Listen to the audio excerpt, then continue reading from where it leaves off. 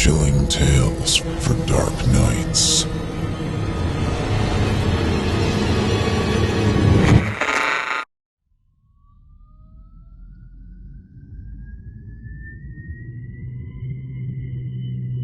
Diner. Written by Darren Totum. Performed by Stuart.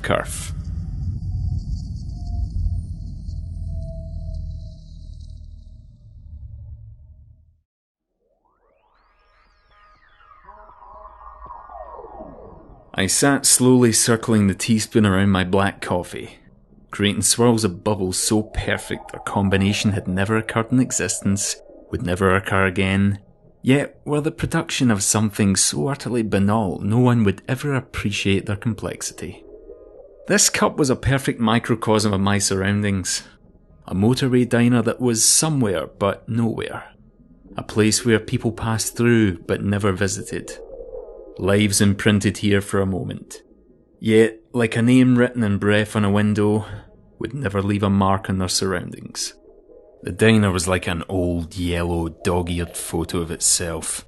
Dirty blinds covered the windows, slicing the light from passing cars into searching shafts that crawled across the walls. The tables were shrink-wrapped in scarred, wipe-clean plastic that would require far more than a wipe to clean, and the floor was a disfigured chessboard of black and white parquet grimacing at me with cement cavities. This faded facsimile of Americana was supported by the reproduction 60s jukebox leaning lazily on the far wall, although Enya's Caribbean Blue drifting from the speakers shattered the illusion somewhat. It was a dump, but being the only diner in a 40-mile radius meant that it was busy. Every permutation of every possible decision meant people's lives would crisscross here like tracks in the snow. Their impact only felt until the snow melted. Toilet breaks, rest stops, breakdowns, refueling, and a million other contrivances of consequence drew strangers here. Whatever their motive, I doubted the promise of quality food was one of them. A hunch of smoke clung jealously to the ceiling outside the kitchen door, where a steady stream of plates were shuttled to the tables. The taste of greasy air kept toying with the back of my throat. To me it made no odds. I didn't really care. I wasn't here to eat their food. It was about 9:30 p.m. I'd been sat here in a booth alone long enough that my coffee had become cold, and long enough that my waitress had noticed. Deep red lipstick, violet eyeshadow, red horn-rimmed glasses, and squeezed into a uniform that shouted walking cliché. Though she was a large lady, she had made a better job of shrink-wrapping herself than they had done the tables. The seams of her dress strained as she strode towards me with an air of practiced authority. Her red frizzy hair gently bounced as she approached, thrusting out her large breasts which bounced in unison, albeit not so gently. She looked like something from a Far Side cartoon. I allowed myself a wry smile, and it must have come off as insincere. "Something wrong with the coffee there, darling?"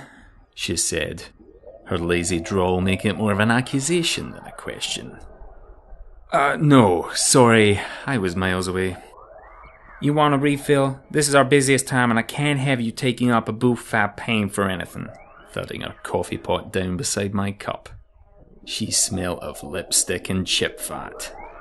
I looked past her breast and into her eyes. She was looking for confrontation, so I merely smiled and nodded in acquiescence. Tutting, she poured me another cup, her fat fingers bursting out from under her rings, of which she had many. Her hands reminded me of balloon animals. I noticed no wedding ring though, and through her confidence around men, she must have been married. Divorced now or widowed then, complexity hidden by triviality, like the coffee she poured.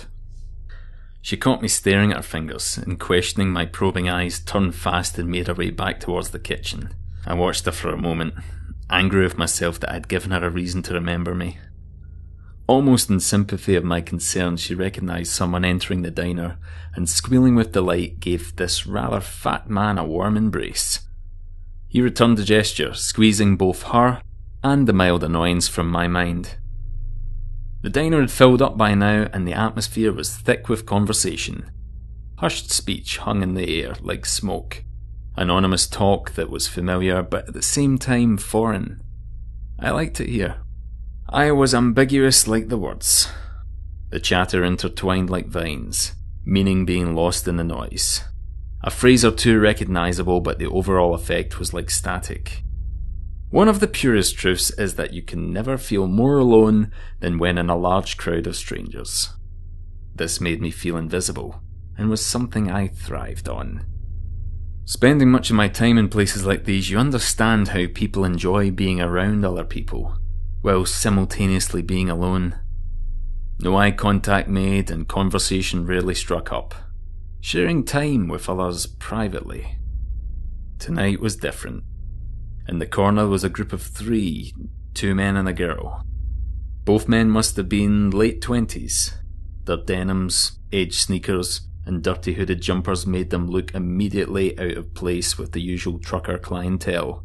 I assumed the girl was the girlfriend of one, possibly both. Her hair was dark, greasy, and pinned back in a ponytail. She looked tired and kept pulling the sleeves of her jumper over her hands like a nervous tick. Both men were sat opposite each other, having an intent discussion. They were perched on their elbows, arguing about something or other. As they talked, their eyes wandered through the faces of the diner. They were surveying the customers, gauging everyone, in particular sizing up the men. I knew this, because this is what I did. The bigger of the two had a shaven head with a dusting of stubble that gleamed with sweat.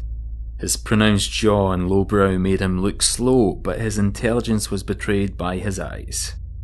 They moved fast through the patchwork of faces, analysing the men, summarising who would be the greatest threat and who needed to be controlled. He met my gaze, and immediately his eyes danced from mine with a jolt of disinterest. Most likely due to my small frame and pale, sickly complexion. The smaller of the two was agitated and nervous. He hid his head and eyes underneath his hood and was flicking the tip of a fork off his bottom lip, compounding the neuroticism of the girl who snatched at the fork with one of her small hands. Echoing the girl's anxiety, the fork nervously danced from her grip, across the tabletop, clattering against the wall and landing on the floor. The noise evaporated into the bustle of the evening's trade. But the smaller of the two men froze and glared at the girl. His shoulders hunched, and with slow deliberation he reached across to the girl's hands and squeezed her knuckles until his went white. The larger man reached across and touched the other's forearm, nodding to the oblivious patrons lost in their thoughts and talk. He let go. Her hand whipped back into her sleeve and she wiped the newly emerging tears from her eyes. I looked down at my coffee. I hadn't intended to drink the last cup, and I didn't intend to drink this cup. I found the black liquid more soothing to my mind than my body. I loved how the dark circle absorbed all light, casting no reflection as I stared at it. Almost like it was listening to and contemplating my thoughts. As my coffee gazed back, I felt a pang of hunger deep within me rising to the tip of my throat. This helped sharpen my thoughts. It was now at the peak of the evening's trade. I would normally act, but the situation had become dangerously unpredictable, with the addition of the 3 strangers. We were at opposite ends of a chessboard, but only one side knew they were playing. It hardly seemed fair. The larger of the men reached out and held the girl's hands in his. He spoke softly and deliberately to her for a moment, and pulling a sports bag from under the table, digging through its contents, he handed her something wrapped in a dirty towel. She stood and tentatively made her way towards the entrance, quietly slipping out the front door, careful not to open it wide enough that the bell perched above the frame rang. She'd no doubt stand outside, guarding the entrance and blocking off anyone trying to get out, whilst keeping watch. She was hardly intimidating, so I assumed she'd have a gun on her. No doubt they all would. As I watched her shadow framed by the moonlight steady behind the thin blind of the entrance, I felt the leader's eyes settle on me. Ignoring his gaze, I rubbed my temple, feigning a headache. I didn't want to give him any reason to approach me first. Feeling his eyes leave me, I looked up as he began to climb onto the table. Some other heads followed in mild amusement as he stood to his full height, forcing attention from the bewildered patrons. My waitress propelled herself from behind the counter, firing a volley of expletives, but the words travelled further than she did, freezing mid-stride, her jaw hanging slack in recognition of the object now unveiled in his hands. The entire diner was combined in a moment of silent incomprehension before he raised his sawn-off shotgun and released a blast of buck into the styrofoam ceiling tiles. In the small confines of the diner, the noise was absolutely deafening, and seconds later the ringing in my ears was replaced by a chorus of terrified screams. A tidal wave of human emotion overcame my senses, a harsh, painful noise that made me close my eyes and grit my teeth. Male or female? It's always hard to tell which is which when someone is truly scared. The shot must have gone through a strip light as the remaining lights joined in with the panic, blinking on and off in terror-stricken fear. Dust rained from the demolished ceiling tiles like ashen snow, the malfunctioning bulbs causing a strobe effect, giving the scene the look of a stop-motion nightmare. The lights managed to catch their breath and lit the entire scene in harsh reality, just as the leader brought the butt of his gun down on the head of the waitress's fat friend, who attempted a clumsy run for the kitchen. An exclamation mark of blood sparked from his skull and he collapsed, moaning into a crumpled heap on the vinyl-tiled floor. There was a sharp pause of bewilderment, but then the screams began anew with renewed vigour. The shooter had begun to shout, and as his words took hold of the patron's attention, the screams wilted into sobs, and silence slowly descended across the diner. A heavy grey veil of violent intent had rolled over the room, a veil so heavy it bowed the heads of everyone, forcing their eyes to the floor. If you hadn't already guessed, this is a feckin' robbery. We're just here for the till money, and your bloody money, that's all. We're not here to hurt anyone. I'm sorry about that poor fella, but I had to show you we weren't arsing around. We've done this before and we're bloody good at it. So no heroes, okay? It's just bloody money, and we need it more than you do. He was Irish. Dublin, I guessed. His relaxed brogue seemed to antagonise the intent of his language, but his exaggerated curses caused some to cower even more, as if the words themselves could cause harm. Your man here's gonna come round with a bag. I want your wallets, phones, and car keys. No one talks, just put everything in the feckin' bag. Until he comes around, keep your eyes on the ground and your hands on the table. You don't want to die in this hole now, do you? He let his words hang in the air for a moment, the silence almost as hostile as his words, daring someone to retaliate. There was no reply. He had his captive audience. The smaller of the two pulled his hood back as he approached the first table with an open duffel bag. Seeing him now in the light, he was younger than I first guessed, although it was hard to tell as his face resembled a crushed ball of paper. Complementing his visage was a plaster over a recently broken nose, the redness from the injury radiating out across his cheeks, forming blue and purple tipped wings under both eye sockets. His hairline seemed to be as repulsed by his face as everyone else, and was making a hasty retreat across the top of his skull, leaving a few wispy footprints in its wake. He was a user, barbiturates most likely by the sorry state of his skin, like tissue paper caught in the branches of a winter tree. His flesh clung so closely to his bones that he looked like a bloodless ghost. I visibly flinched at the thought, and this is when he noticed me. You there, get your wallet out now. Irish also, although the accent was further south. It was difficult to pinpoint as the drugs had seemingly ravaged his brain as well as his body. Calm down, John. Do the tables and I'll keep an eye on him. You might want to do what my friend said and get your wallet out there, son. Your man there's a little nervous and I'd rather he didn't make a mess. The leader had climbed from the table and taken position by the till, holding on to my waitress's hair who was on her knees by his feet. She was trembling so much her blouse appeared to be vibrating, and her meticulous makeup had morphed into twin black streams that ran from her eyes into a red bloom around her mouth that was formerly her lipstick. I held up the palm of my left hand as I put my right into my shirt pocket. pulling out $40 and $5 notes, and threw it onto the table's surface. The notes extravagantly fanned out as they hit the table, as if to proudly emphasise their lack of value. Is that it? Keys and phone there, son. Come on now, we're not playing around. His sentence was punctuated by a soundtrack of sobs as he pulled on the waitress's hair at each syllable. She pleaded at me through wide, watercolour eyes. I don't have a phone.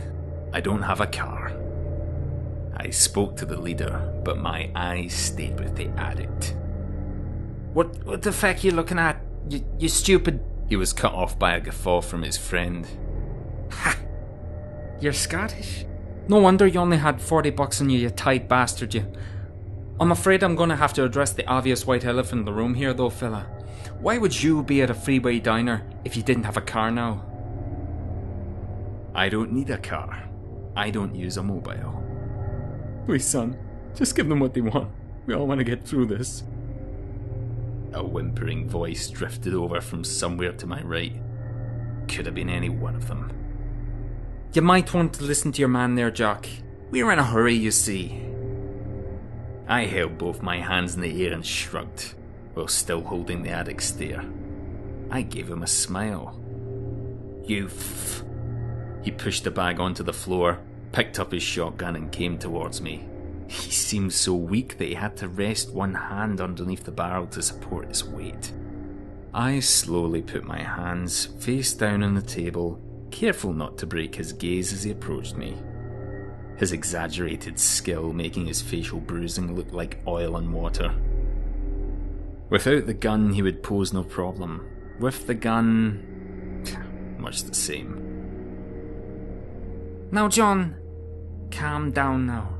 We said we were going to be clean and quick. Will you just get the bag and we'll be done? What you looking at, you manky freak? John stood in front of me, forcing his chest out with every sinew in his being. He clearly thought I was no threat.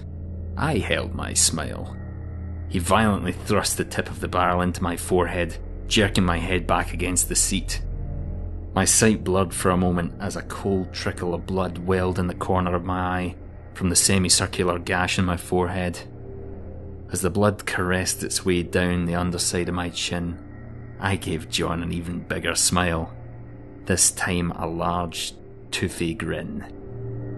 Through his self-inflicted fog of substance abuse, his brain struggled to make sense of what he'd seen, but in an instant the mist cleared and he turned in revulsion, just as the girl burst through the front door. There's a truck pulling into the car park. What's taking so long? She said. He's a fuck... That's all John managed as I quickly rose up from the table, grabbing his gun arm and yanking it away from his body.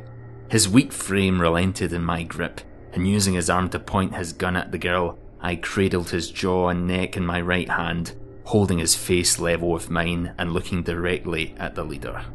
He levelled his gun at me, letting go of the waitress's hair. She clumsily crawled on her elbows under the nearest table, which made a poor job of concealing her considerable rear. Okay now, fella. Don't do anything rash here. We were never gonna hurt anyone. We were just here for the cash like we said. Just shoot the sculpture. I squeezed John's jaw tightly, and I felt his drool run down the palm of my hand as he started choking in his own tongue. Don't hurt him or I'll shoot you, pal. Two of us, one of you, fella. Put him down and leave. Take the gun if you like, but just go. I turned my head, looking at the girl. It must have begun to rain outside as her black hair was flattened to her head and the night's moisture shined across her red cheeks. She was aiming the gun at me, but her shoulders were pushed far back, betraying the fear in both the weapon in her hand and its intended target. Under the grime and misfortune, she was a pretty girl. Her green eyes nestled in teary hammocks that broke when she blinked. Put the gun down, turn around, walk away and forget about tonight. This is not you. Call your family, tell them you're sorry and go home. I spoke softly and deliberate. She glanced at the gun in my hand, and I lifted the barrel towards the ceiling.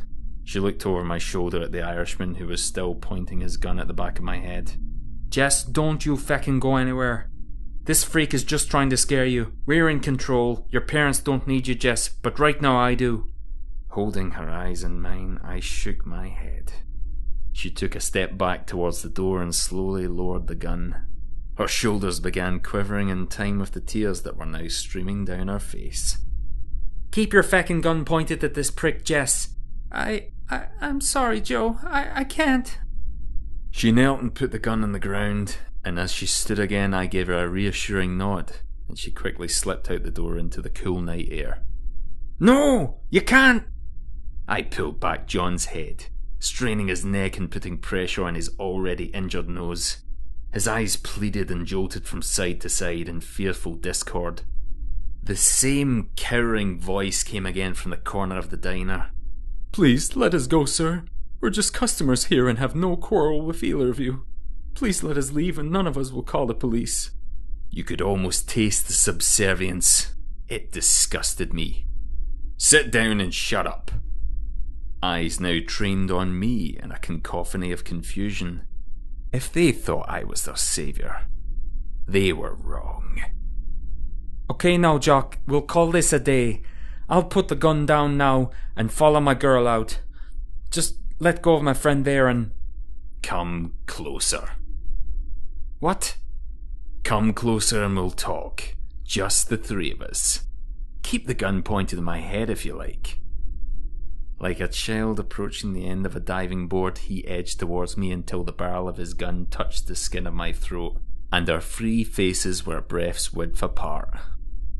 John's eyes darted furiously between us as his hot, panicked breath tried to force my hand away from his face through his nose. Go on then. I laughed. Of all the diners, you chose this one tonight. A second passed, and watching my mouth, his pupils dilated fully as I sensed the kinetic motion that would precede him pulling the trigger. I hit him hard in the chest with my right arm and he flew backwards, his thighs hitting the counter, sending him somersaulting behind the till. John startled and began to struggle. Pulling his gun hand back and grasping under his jaw, I wrenched hard, tearing his head from his neck, the only resistance being a slick popping noise.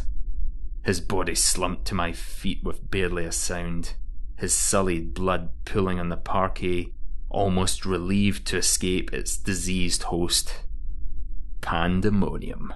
The 20 or so patrons nervously exploded from their seats, searching for any exit they could find. Elbows flying and necks straining, they climbed over each other like frightened ants to reach the perceived safety of the dark. One man went straight through one of the main windows. A crescendo of grunts and smashed glass followed him into the light summer rain. More followed in his wake out the window, landing on his prostrate form, crunching glass into his back as he struggled to catch his breath. The blinds blown by the breeze swung up towards the ceiling, almost as if they would do anything to stay away from the night, followed by the cool air and the swirling rain. The waitress was on her knees trying to coax her friend from his stupor. He came to, and whilst she tried to lift him, pain caught up with his consciousness and he wailed out in agonised confusion. Her tears had melted her makeup into the mask of a nightmarish mime, and as he focused on her for the first time, he cried out again. I dropped both the gun and John's head, stepping over his legs as she recoiled behind his torso. As I walked on, she quickly scurried out the open door into the screams of the night, leaving her friend mumbling incoherently as I turned my back. I rounded the till and found the Irishman, face down, his left shoulder clearly dislocated, his right arm outstretched to his gun lying just out of grasp. Squatting down beside him, I picked up the gun, checking on the fresh shell in the chamber. Attention on the weapon, he shook his head from side to side, as tears fled from his eyes in absolute terror. Please don't hurt me. I'm sorry. I won't ever. Don't apologise. I admire you. You take what you want, just as God. No, just as nature intended, just as I do. I grabbed him by the throat and lifted him up against the thin wall, looking directly into his eyes. The injured trucker had regained his senses and was wailing as he slipped drunkenly about on the tar-like blood that had streamed from the headless corpse at his feet. Still holding the Irishman's throat, I aimed the shotgun at the trucker's head and pulled the trigger, removing his face in a cloud of red mist. His body collapsed to the floor, limbs twitching and jerking independently of his control, oblivious to the fate of their host brain. The Irishman writhed and strained in revulsion at the scene. He'd obviously never seen what appliance of his threats could do, and it was unlikely he'd appreciate the irony of his present situation. What are you? An invitation of blood had spilled down his face from a deep gouge above his right eye, and I could feel the steady anticipation rise in my body. I fought to hold it back, but the excitement rolled up my back, across my shoulders and into my arms, inadvertently tightening my grip around his throat, as if the very thirst were impatient itself. I leaned into his ear and whispered the last sentence his brain would ever be able to comprehend. "There's always a bigger fish." I grabbed him by the hair and pulled his head back, exposing his neck. The sinews of his muscles rippled across his skin, slightly pulsed from the blood being forced through his veins. His elevated heart rate almost sympathetic to my thirst, tempting me from within. He closed his eyes tightly as if hiding his mind would blind the pain. They all did. My chest swelled as I let the thirst take over and bit into his throat and tearing away at the skin, muscle and cartilage. Like a rose waking in the dawn light, his neck opened invitingly for me, blood pulsing from the wound. I put my lips to his throat and drank greedily. With each gulp I felt a warm wave washing through me, filling me with life as the Irishman slowly faded. As the flow stemmed, I squeezed his abdomen hard, and the stream gained in strength once more before finally dying. I pulled my mouth away and arched my back and screamed out into the air of the almost empty diner. Thirst now satisfied, relinquished control over my senses, and I looked at my prey as the last of his life left him. The fear was gone from his eyes, although there was no peace. A purely human invention to give meaning to the emptiness of death. His brain simply had stopped forming discernible emotion as his synapses slowly misfired. I released him into oblivion with a quick turn of his head and lay his body gently on the floor. As I walked into the cold night air, I looked towards the sky, letting the rain wash the fast congealing blood from my mouth and neck. The clouds gently glowed as the rain fell in infinite, exquisite patterns onto my face. I smiled and closed my eyes, enjoying the moment. The invigoration of my meal mixing with the godlike feeling of power that only the hunt can give. As the rain intensified into hard, unforgiving sheets, I looked across the parking lot, and the remains of the patrons who had left the diner in such haste moments earlier. Heads, arms, viscera. A result of a feeding frenzy. The teeming rain mixed with the steam rising from the still warm blood painted like a carpet across the lot. The younger ones had no control. Their hunger was driven by pure, ancient instinct. That's why I kept them outside, in the shadows, until the time was right.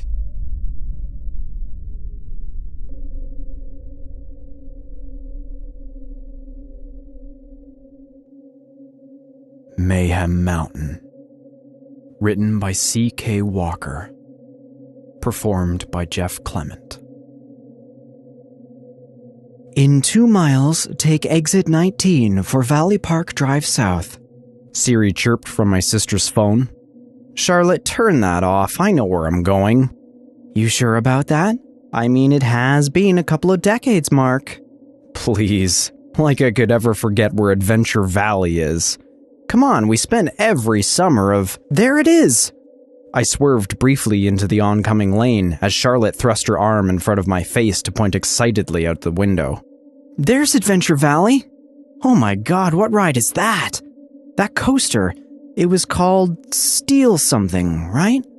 No, wait, that's Mayhem Mountain, isn't it? I gently pushed my sister's arm out of my face and back over to her seat. I couldn't fault her for her excitement, being that it was taking an awful lot of effort to control my own giddiness. It felt like we were kids again, yelling and bouncing in the back seat of my parents' car as the first shining rails and wooden planks of the park's roller coasters came into view above the treetops. That's the Steel Viper, I told her. Mayhem Mountain's on the other end of the park, and that wooden roller coaster over there is the Excalibur. Oh yeah, I remember those. I was always too much of a wuss to ride the Viper, but I rode the crap out of the Excalibur. Well, Charlotte, you're an adult now. I think it's time to take on the Viper. As long as the contractors have tested it and given it the okay, I'm in. That was really the question, wasn't it? We didn't know which rides had been inspected and cleared and which ones hadn't. I sent up a silent prayer that Mayhem Mountain was counted among the rides that had. I'd left Brandon several voicemails asking about it since he was the one in charge of everything. But with how fast things had been moving since we'd bought the park, I couldn't fault him for being a busy man. If you'd told 12-year-old me that my crazy, hyper, wild-eyed friend Brandon Decker would end up graduating cum laude from Northwestern Business School, I would have laughed in your face. Brandon? No way. Tyler, maybe, but never Brandon. In fact, half the reason I think he chose a business designation was because of Adventure Valley. When the park had closed in 1989, Brandon had gathered us all together in his basement, and, with a gravitas and solemnity I've never seen in him before or since, asked us to make the pact. At the time, the promise had been the most serious vow that 5 12-year-olds could ever make. High off an entire summer of Adventure Valley fun, we agreed, with all the ceremony of a meeting of Parliament, that we would one day come together and buy Adventure Valley Amusement Park. Of course, back then, our plan had been to buy it and just ride the roller coasters into the ground. We decided which friends from school we would let in and which enemies would be barred from the gates. It had always been our park, and it was only right that we should have it. It had taken 20 years, but we eventually did fulfill our promise. With a hell of a lot of pushing from Brandon, and a sizable offer of collateral from Tyler, the bank had agreed to give us a multi-million-dollar loan to buy, repair, refurbish, and reopen the park. The size of the loan for which the 6 of us were now responsible had given me nightmares for several weeks. How would this place ever turn a profit? It had been closed decades ago after operating in the red for several years. The county had experienced a high number of runaways and missing persons in the area in the last years of the 1980s. The entire region had been on edge as the cases mounted and people in the area became depressed and suspicious of each other. It had absolutely killed park attendance. But seeing the first cresting waves of roller coaster rails through the trees made me all but forget about my financial worries. This was Adventure Valley, for God's sake. If we opened the gates, people would come. There! That's our exit! Charlotte squeaked. I pulled off the interstate and took a left under the bridge. Less than a mile later, we came upon the park's acres of parking lots to our right. We turned in and drove all the way up to the front near the gates where several other cars were parked. A Lexus, a Mini Cooper, an old Chevelle, and a Honda Civic, another rental car like ours. Looks like we're the last ones here, Charlotte said. She was right. As we pulled up next to the Lexus, I noticed a group of people standing next to the ticket booth, waving to us excitedly. Oh my god, is that Tyler? Wow, he's lost some weight. He's so skinny now. And Brandon's losing his hair. Whoa, is that Koji? Koji got hot. Calm down, Paris Hilton. These guys are my friends. They're off limits to you, same rules as when we were teenagers. Besides, half of them are married. Really? Which half? I raised an eyebrow at Charlotte and shook my head in amused bewilderment. My little sister never had outgrown her boy craziness. "Wait, who's that?" Charlotte asked as we got out of the car. "What? That's Scott. You know Scott." "Not Scott. Scott looks exactly the same. The girl next to Scott." "Oh." I'd put this off so long that I'd actually forgotten to tell my sister at all. "That's Danny, Scott's girlfriend." "Danny? As in Danielle Bircher?" "Well, yeah." My sister gave me such a horrified look that you'd think I'd betrayed her to the death. But it was fleeting and quickly replaced by a sly smile.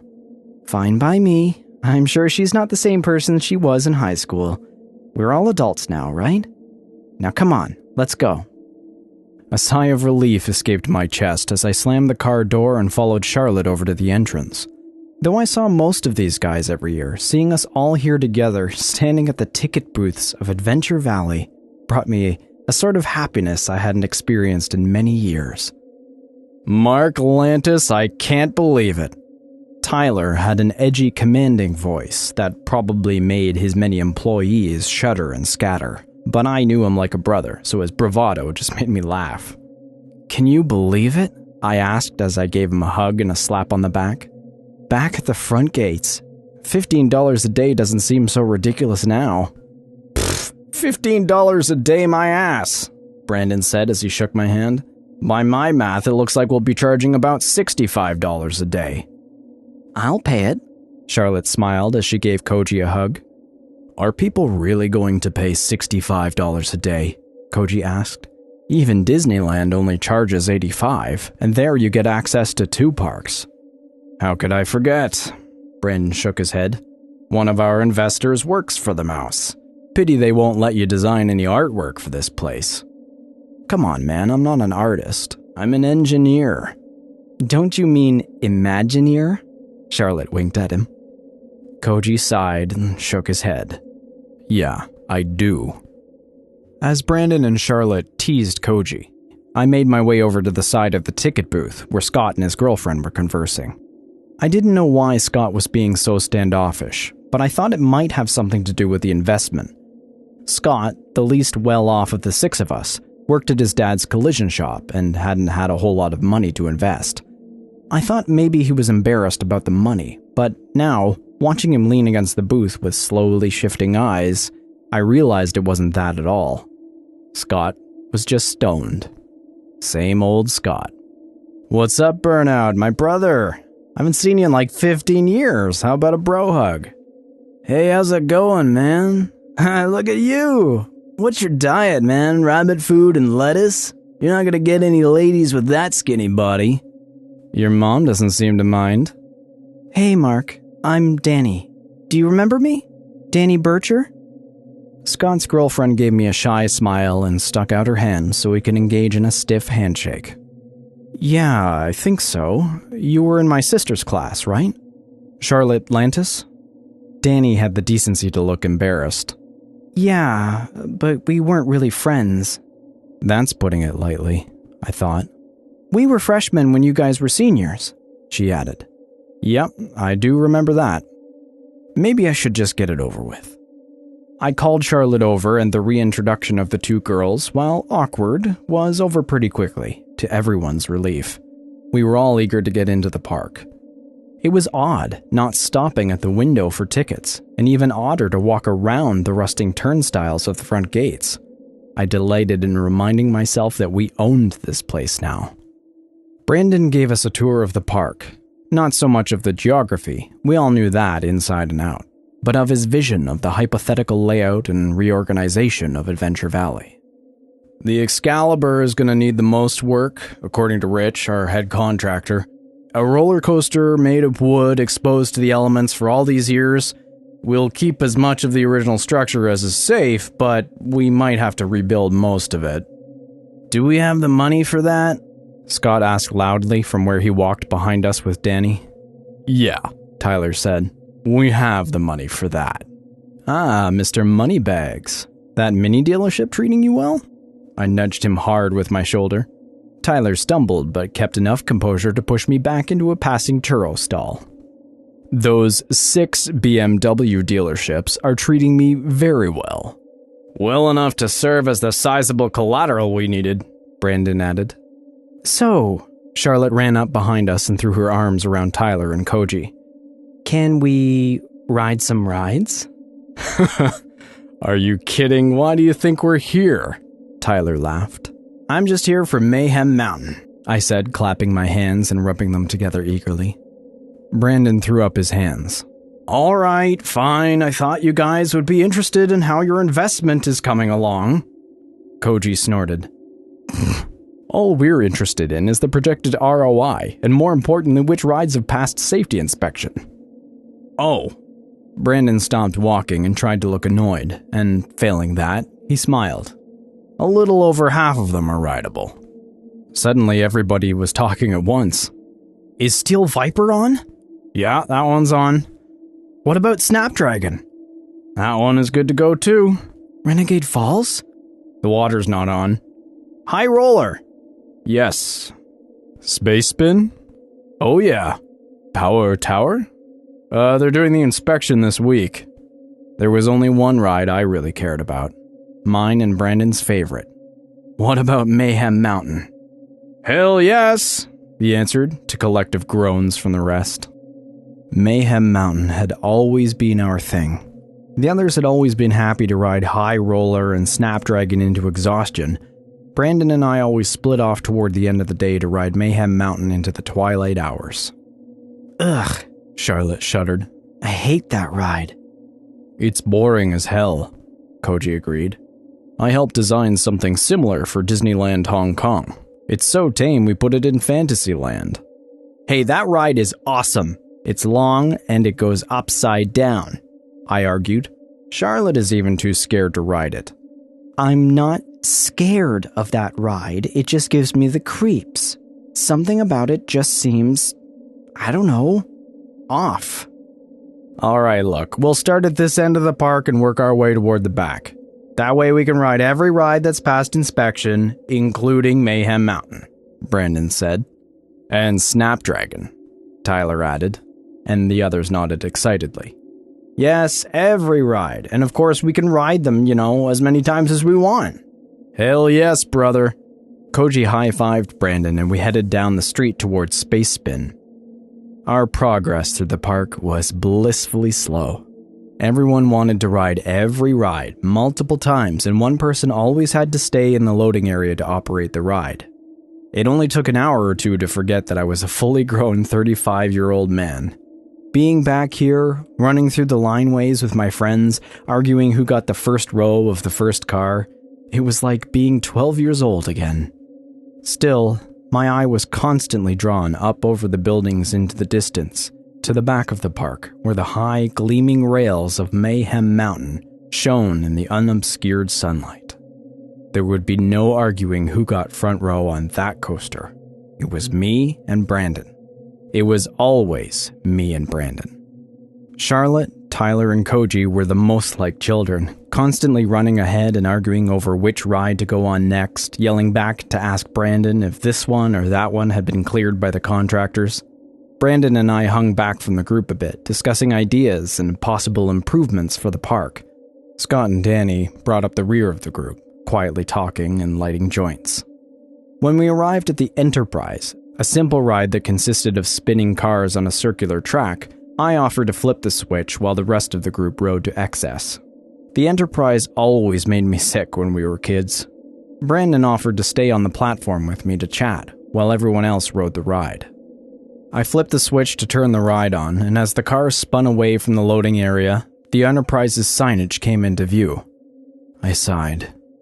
All day I'd been trying to ignore the bright graffiti sprayed all over the park, but the words painted over the signage for the Enterprise were impossible to ignore. Where did the missing kids go? And the rest of the graffiti in the park was much the same. Most said things like, "Where are they?" "Runaway Row," "Find Ryan Kinski," and "The missing are now dead."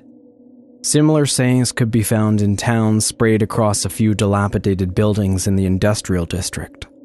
Brandon's eyes avoided the sign, but I could tell he was thinking about it too. Do you think the reason they shut this park down, do you see that being an issue for park attendants? I asked as casually as I could. Brandon was quiet for a few moments as he waited for the ride to slow to a stop so he could flip the switch again. Nah, I don't think so. Low attendance issues aren't really what shut this park down. They aren't? This surprised me. No. When we were negotiating the sale of the park, I was given access to the park's financials in the 80s. So they weren't operating at a loss? Oh, they were. But this park has operated in the red since opening day in the 70s. Half of their revenue was being fed back into something called county services, whatever that is. The bank couldn't tell me, and believe me, I tried to find out. County services? I mused. Yeah, bizarre. And according to the paperwork, the park was closed because the owner didn't want to live here anymore. And he couldn't be bothered to wait for a decent offer on the property, so he just sold it to the bank for next to nothing. So he was a rich guy. I leaned back against the railing to stretch my back. And an idiot. Yes, to an extreme in both cases. The owner of the park was Abel Bisset. Abel Bisset? Related to that French billionaire, I'm guessing? Brandon nodded. Michael Bisset. He built this park for his son in the 70s. Abel was never really what we would call business inclined. I've always heard him described as simple. I can't believe the son of a billionaire lives in this area. Well, not anymore. He moved on decades ago. I shook my head in disbelief. Who would have ever thought that our simple little park was owned by a famous billionaire's son? Hell, I might have even sat next to him on rides and never had any idea.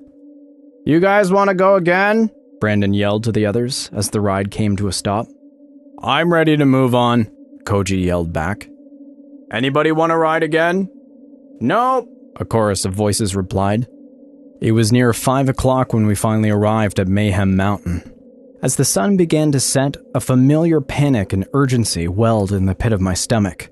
It took a moment for me to realize that we didn't have to leave when the park closed this time. Because the park didn't close.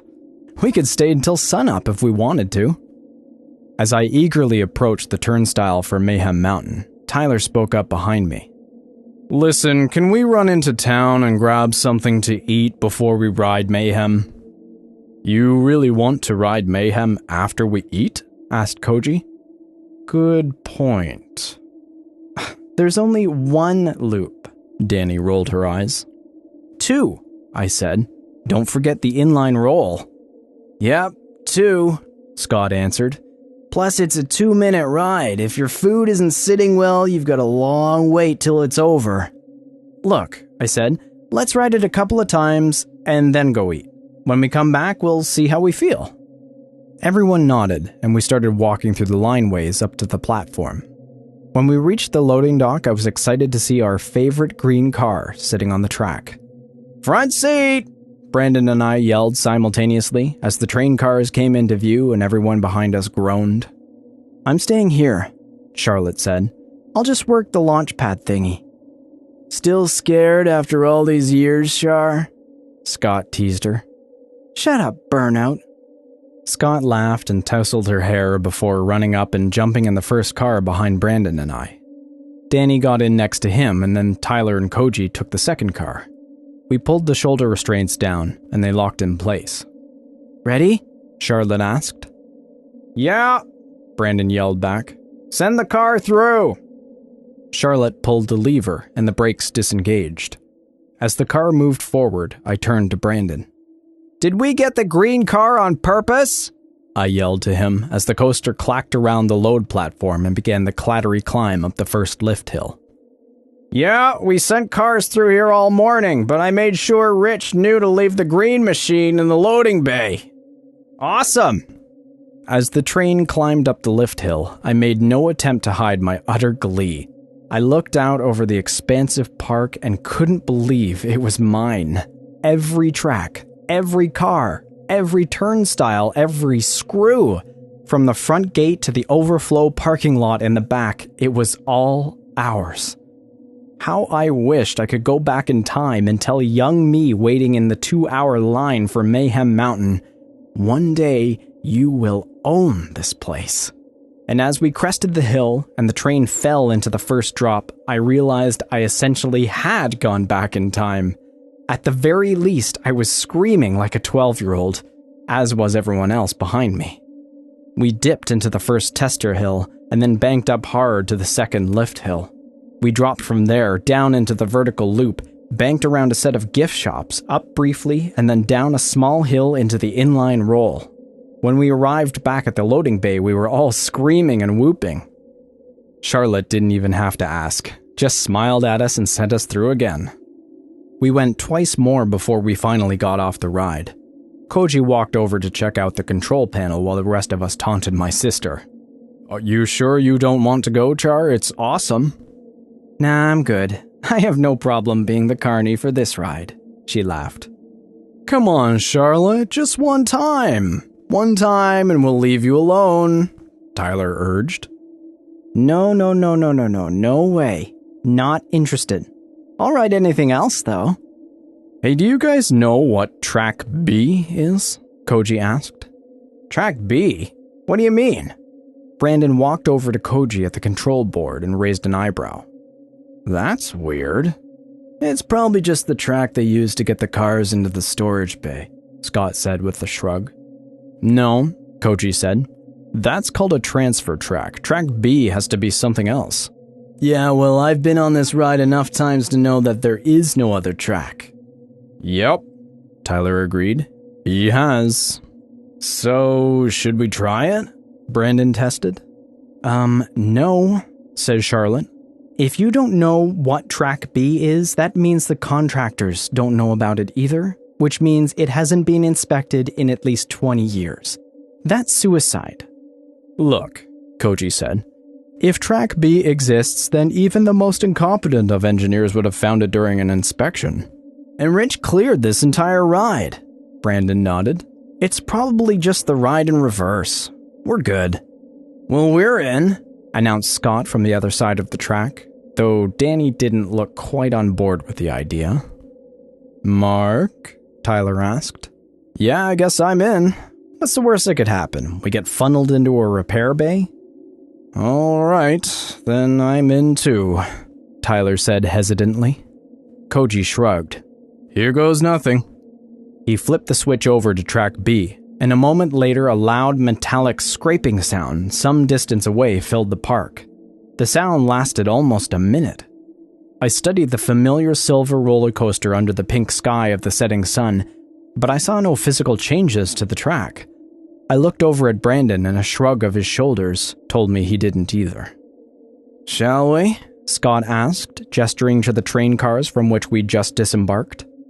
I gave Charlotte a questioning look, but she emphatically shook her head no. So it was just the six of us again. It's only right you two take the bow of the ship. Tyler gave a mock salute. Oh, captains, my captains. I laughed and hopped into the right side of the front row. Brandon crawled into the seat next to me. Tyler and Koji got in behind us, and Scott and Danny took the back. We pulled the shoulder bars down, and they locked into place. Are you sure about this? Charlotte asked when everyone was settled. Danny said something from her place a few rows back, but all I heard was Brandon yelling, "Bullet!" The brakes released and the train rolled away from the platform and into the twilight of dusk. The lights had lit up on the track while we'd been arguing, and the roller coaster looked absolutely beautiful. I was filled with awe and reverence at what this place truly meant to me and my friends. It was a symbol of our youth and innocence and blissful ignorance of the problems and conflicts of the adult world. It was our own little bubble of happiness. The coaster again climbed the lift hill, and from the top, Brandon and I studied the track, but in those few seconds I saw no difference. Brandon looked over and I shook my head at him disappointedly. By the time we reached the vertical loop halfway through the ride, it was clear that there was no Track B. But it was still hard to be upset because I was still on Mayhem Mountain and still found it an impossible challenge not to smile. We banked around the now brightly lit gift shops, up the small tester hill, and then back down the inline roll. Except the inline roll was suddenly above us. We'd missed it. Instead, the track now descended into a large, square hole in the ground behind the gift shops, and we were headed directly into it. I was in too much shock to scream or even move. The black hole swallowed us in an instant, and we descended into complete darkness. I felt a comfortable pressure leave my shoulders and realized that the shoulder bars had released. I gripped the front lip of the edge of my seat and heard the terrified screams of my friends behind me as the coaster suddenly spun into what felt like an inline roll. I was too scared to do anything but hold on for dear life, though some part of my brain registered that the G-forces of the roll probably would have been enough to keep me in my seat, even if I had let go. Probably. We came out of the inline roll and dropped again hard. As the roller coaster dropped, the room suddenly lit up around us and I saw the track below arcing up into a light tester hill. As we hit the bottom of the hill, the shoulder bars lowered mechanically. The car went over the small tester hill and then braked to start up another tall lift hill. I took my first breath since dropping through the ground and looked around, tuning out the screams of Danny and Tyler behind me. We were in what can best be described as a cavernous room, which I could only assume from its vastness stretched to the farthest reaches of the park above. There were lots of vertical loops, high drops, and sharp curves that put the track perpendicular to the ground. Throughout the entire sub-level building, lamps dotted the wall every 30 feet. They put out a dreary yellowed glow for as far as the eye could see, but many were burnt out, and in some places, the track disappeared into darkness. In the dull, yellow edges of the light, I saw something that registered in me a horror beyond death. Far away from us, in a section of shadowy track, I saw the high crest of a peak hill which reached almost to the ceiling of the giant room. And then the track just ended. Suddenly I felt the horrible reality of the world outside my mind begin to bleed in. Danny was screaming uncontrollably, Tyler was crying, bawling even, and Koji was yelling at Brandon, who was looking straight at me, hitting my leg hard and repeating my name. As the cars continued to climb, I finally gave him my attention. I didn't want to be alone in the fear anymore. "What is this?" was all I could think of to say. "We have to get off this ride! We have to get off this ride, Mark!" "I know, man! We're going to die! I know, man!" I yelled as we reached the top of the lift hill and dropped over the other side. I squeezed my eyes shut until I felt the shoulder bars once again release, and I bit my lip to keep from crying. I opened my eyes and choked as I watched the track ahead of us bend up into a vertical loop. I reached up and tried to pull the shoulder bar down, but it was locked in place. "Hang on! Hang on to the seats!" I yelled as loud as I could. As we approached the loop, I felt the brakes engaging, slowing the car, and I felt a tow cable catch beneath my feet. We were being pulled up through the loop, but too slowly for gravity to keep us in our seats. As the train began to invert, I felt my feet rise from the floor of the car. My hair fell over my face and my butt left the seat. I closed my eyes and tried to block out the screams of terror from behind me. I concentrated on my death grip of the ledge of my seat as we rounded the track. We remained upside down for what felt like an eternity. Finally, the pressure began to ease, my butt dropped back into my seat, and my feet felt the floor. The white noise in my ears subsided, and I was suddenly aware of Koji screaming. "Tyler! Oh my god, he fell out! Oh my god, he fell! He's dead, man! He's dead! He hit the track down there!"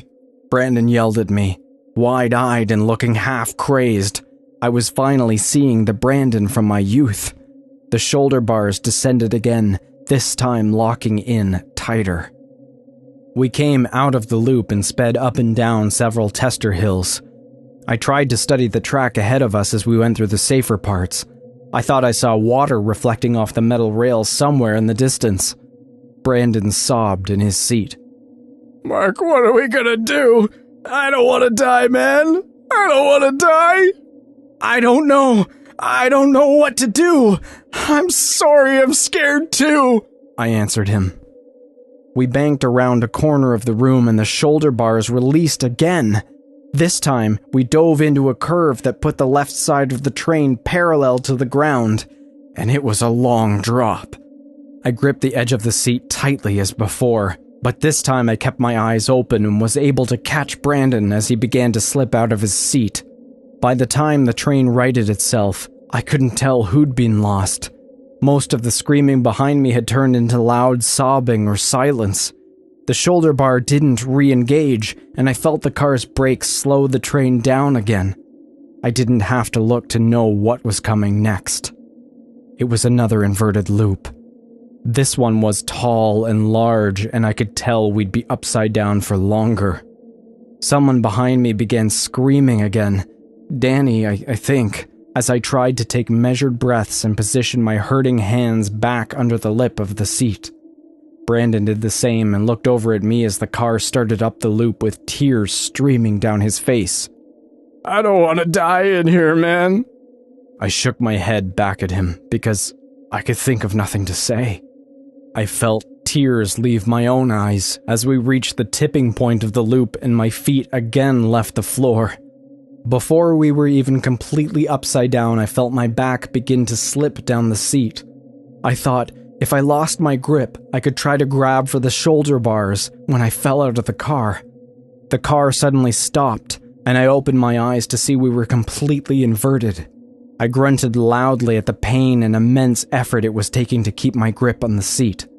The car started to move again slowly, and I heard Brandon say something to me. I looked over at him, just before he slid out of the car. 1 second he was there beside me, and the next, he was falling away from the car. I saw Brandon try to grab the shoulder bar on the way out, but he couldn't keep his grip on it. I watched him fall, and I saw him break his back on the track below, and he stopped moving. I stared down at him as the car continued to move slowly around the loop, and he stared back up at me, dead or dying. By the time the car hit him on the way out of the loop, he was completely gone. The shoulder bars re-engaged, and we went through a dreadfully long period where nothing happened. We were secured in our seats by the restraints as the coaster spent what felt like several minutes racing over hills, banks, curves, even an inline roll. Without the adrenaline pumping through my veins, I felt the shock begin to wear off. It was replaced by a panic and fear unlike I'd ever experienced, and I decided that was the point of this section of track, to build and facilitate an unbearable fear. At long last, I felt the brakes engage, and I looked ahead to find the loop we were surely entering, but there was none. We were high, almost to the top of the ceiling, and we slowed to a stop on a straightaway. Directly ahead was a drop, and at the bottom of the hill, a series of 4 different tracks with a transfer stack just before they split off. Each track had 5 or so feet of color, red, orange, green, and blue, before racing off in different directions. I felt an urgent shaking of my shoulder and turned around to hear what Koji was saying. "Which track are we connected to?" I looked at the transfer stack. Green. Where does green go? It was hard to hear him over the sound of Danny's sobbing from the second car. I tried to trace the green track through the building, constantly losing it and finding it again. I wasn't sure, but it seemed to end at the lift hill I'd seen earlier. The hill with no track at the top. "It ends at that hill!" I yelled back at him and pointed. Danny cried louder. "Oh no." While we were stopped, I rubbed my hurting hands together. As I looked down at them, I noticed something new in the car. At some point, a small, blinking panel had flipped over in the wall at the front of the car. It had 4 colored buttons and an old analog timer. The timer was so old and damaged that though the numbers were clearly changing, I couldn't see how long we had. "We get to choose," I said, and explained what I was looking at. "Can you see which track ends where?" Koji asked. I followed each of the tracks as best I could, but the rails circled and slid in between each other. It was hard to tell which track went where. "I think the blue track ends in that big pool in the corner. The red track ends in a wall, and the orange one just drops into a hole in the floor like the one we came down here through, I think." "There's no way out, dude," said Scott from the second car. His voice was unsettlingly calm.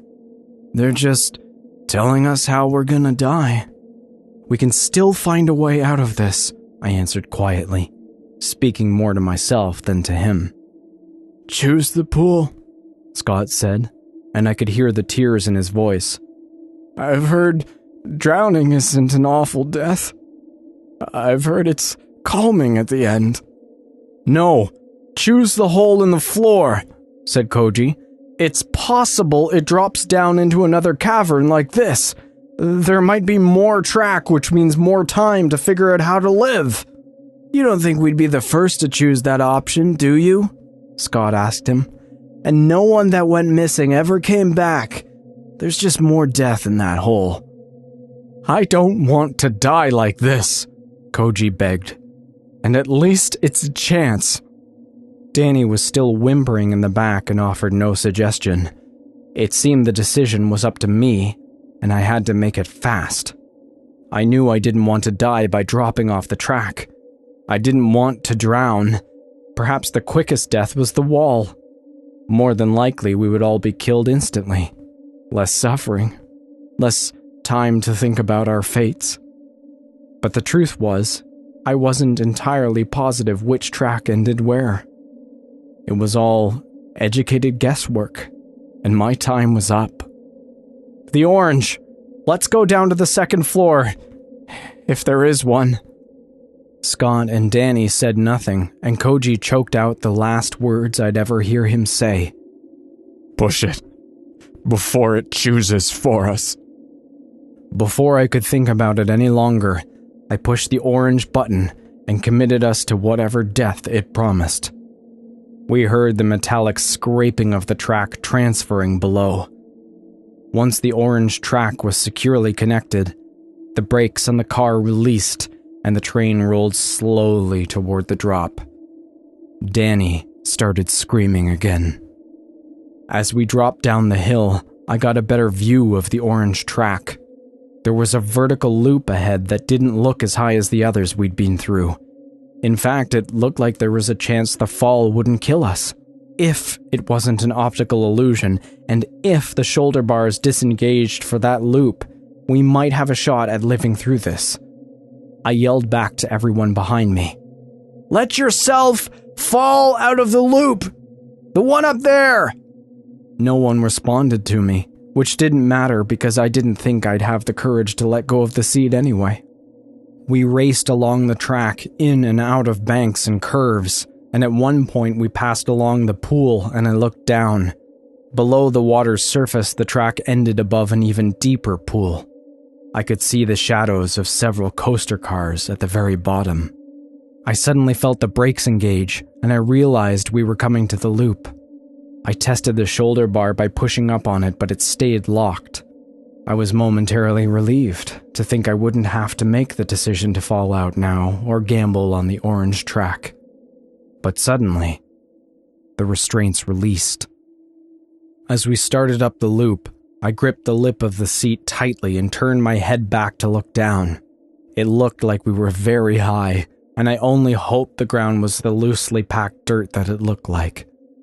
I had to choose right then, the fall or the hole. I chose the fall. As I began to slide up the seat, I yelled at the others to let go and fall out of the car, and then I closed my eyes and let go.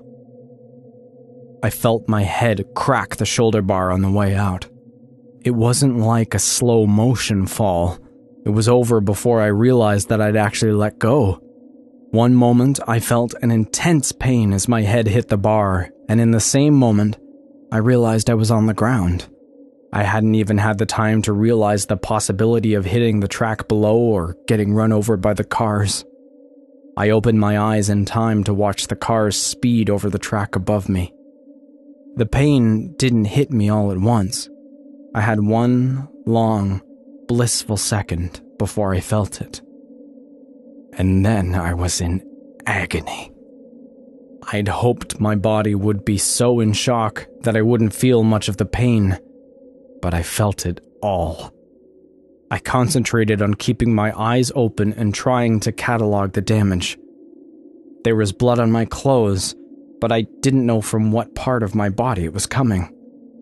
I heard screaming as well, but I didn't know if it was in my own head or coming from my friends as they approached the gruesome end. I didn't want to move, didn't think it was safe to move, but I knew I had to, if only to pull out my phone.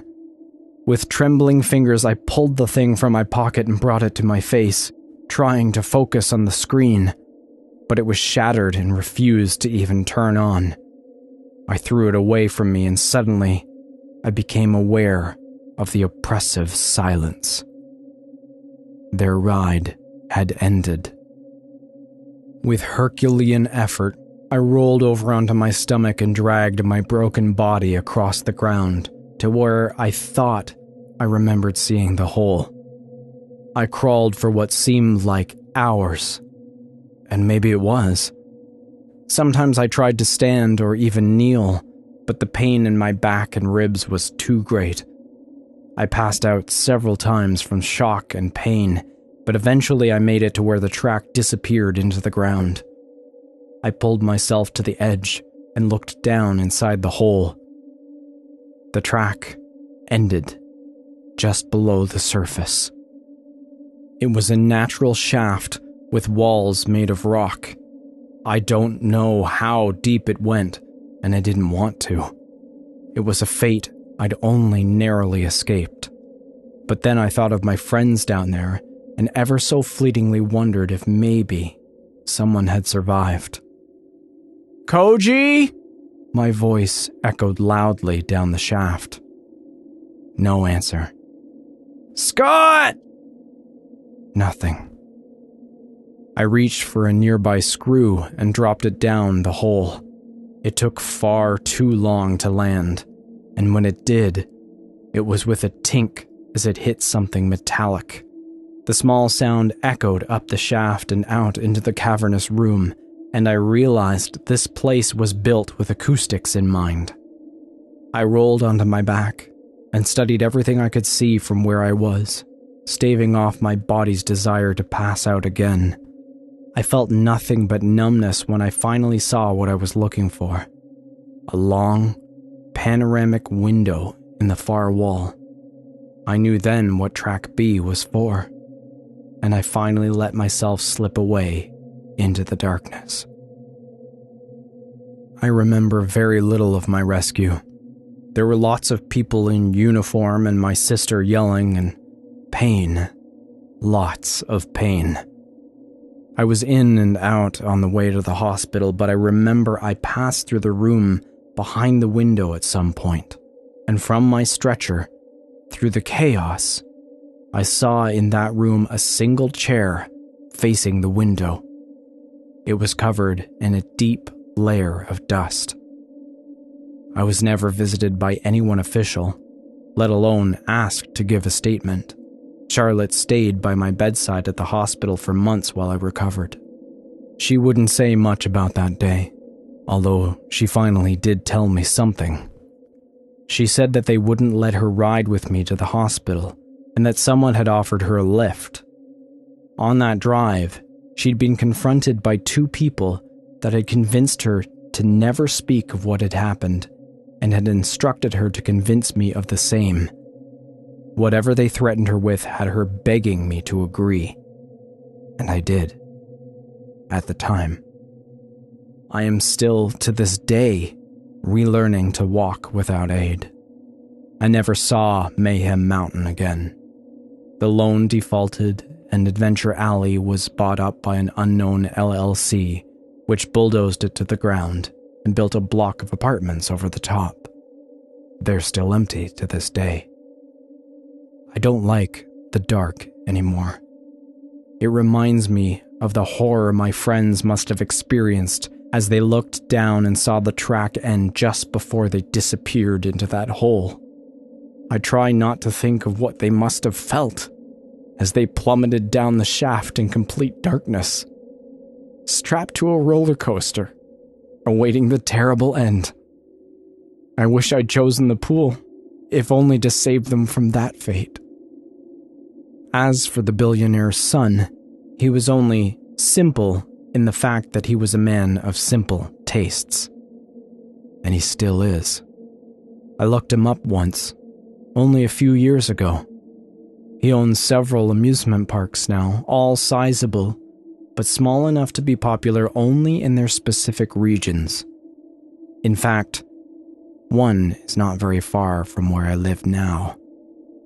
But then I realized that I probably didn't need to search all the rides in the park to confirm what I already know.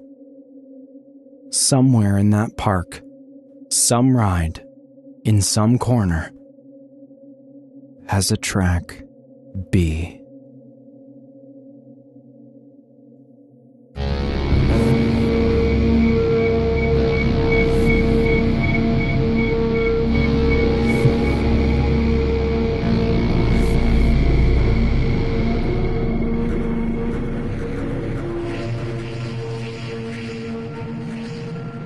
Seven Symphonies Circus by Shenoa, Carroll, Brad. The world's fattest man awoke in a dark corner of a rattling train car, smelling straw, rust, and rot. An elongated box was against the opposite wall, draped in a tarpaulin, lit by flickers of passing light from the cracks around the door. There was one like it in each of the boxcars shrouded from the sunlight.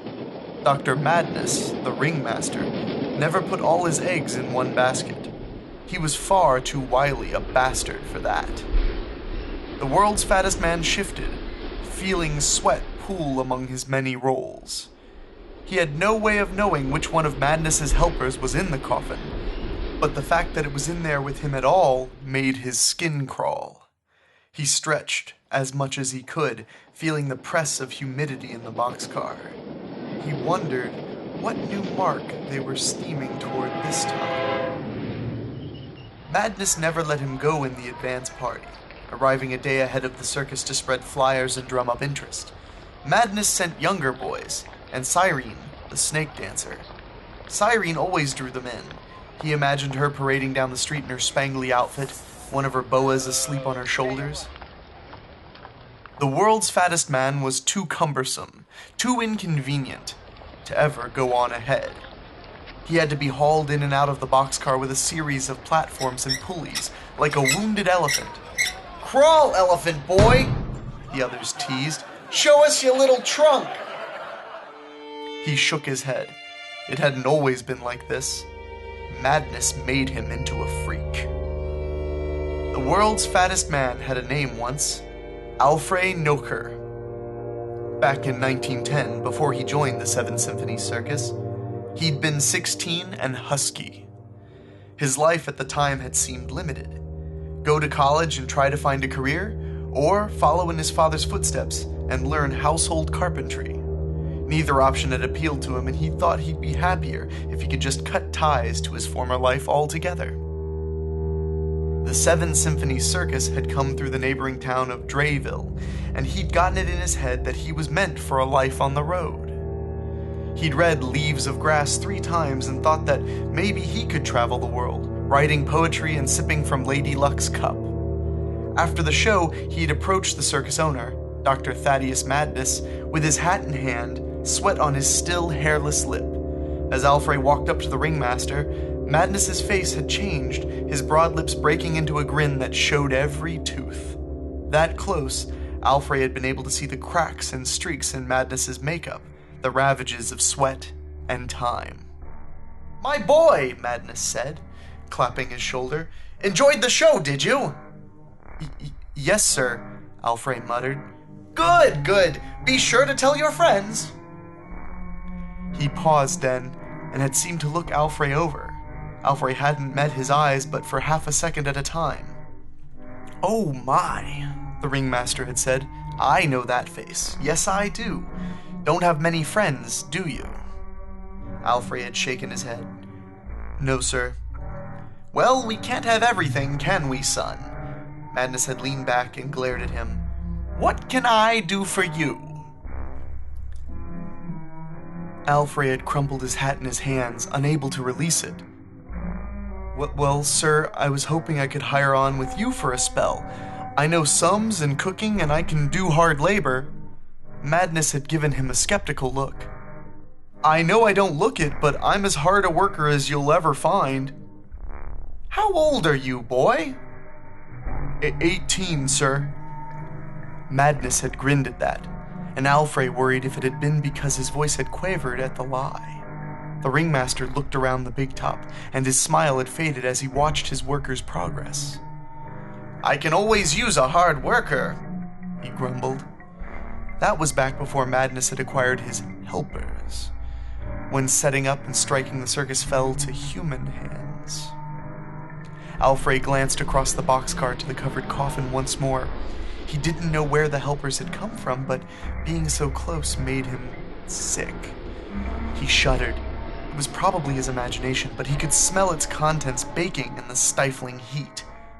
Madness had not asked any more questions that first night, which was a little disappointing because Alfred had prepared a whole story about how he was an orphan and no one would miss him. Instead, Madness had clapped him on the back and told him to report to Greenlee, a tall man in a slouchy gray hat. Madness had declared that night a trial run and said that if Alfred did a good job, they would discuss permanent employment. That had been the best night of Alfred's life. He'd sweated, broke brand new calluses on his palms, and had felt all the while like he had made it into the ranks of illustrious and magical people. He was happy. When the 7 Symphonies Circus left town 3 days later, Alfred went with them. Madness fed him well and provided him with a bunk. He'd assigned Alfred to help Greenlee with whatever was needed, but Alfred had caught Madness watching him sometimes, looking at him like a butcher would a hog. After learning what he could from Greenlee, he had been reassigned to study under Magno, the strongman. Alfred had eaten the same things as Magno: a dozen raw eggs, steak, rolls, mashed potatoes, several helpings of everything. Magno had lifted weights and exercised all day, but Alfred didn't. Alfred had just gotten fat. When he'd brought that up to Madness, the ringmaster had eyed him and nodded. You do seem to have gained some weight, Madness had said. Maybe strongman understudy isn't the best fit for you. A few days later, Madness had approached Alfred. One of the freaks is sick, he had said. Can you fill in for a few hours? Alfred had been appalled, but he agreed. In hindsight, he'd wished he'd asked which freak. Madness and Greenlee had taken off Alfred's shirt and pants, then puffed gray powder on his skin and hooked a long fake nose onto his face. Your backstory is the elephant boy, Madness told him. Abandoned as a child, you were raised in the wilds of Africa by a herd of elephants. Don't speak, don't get up off your hands and knees. You can trumpet if you want. Let me hear your trumpet. Alfred had tried his best, but Madness winced. No trumpeting, just tromp around in circles and eat some peanuts. What peanuts? The ones folks'll throw, Greenlee had said. Alfred had looked pleadingly to Madness. Sir? Madness had waved a hand dismissing any further talk. Pretend you're an elephant. Make it fun. They dragged him to the elephant boy's booth.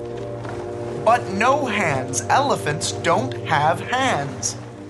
Alfred dropped to his knees, wondering what his mother would say if she saw him there, crawling through the straw like an animal.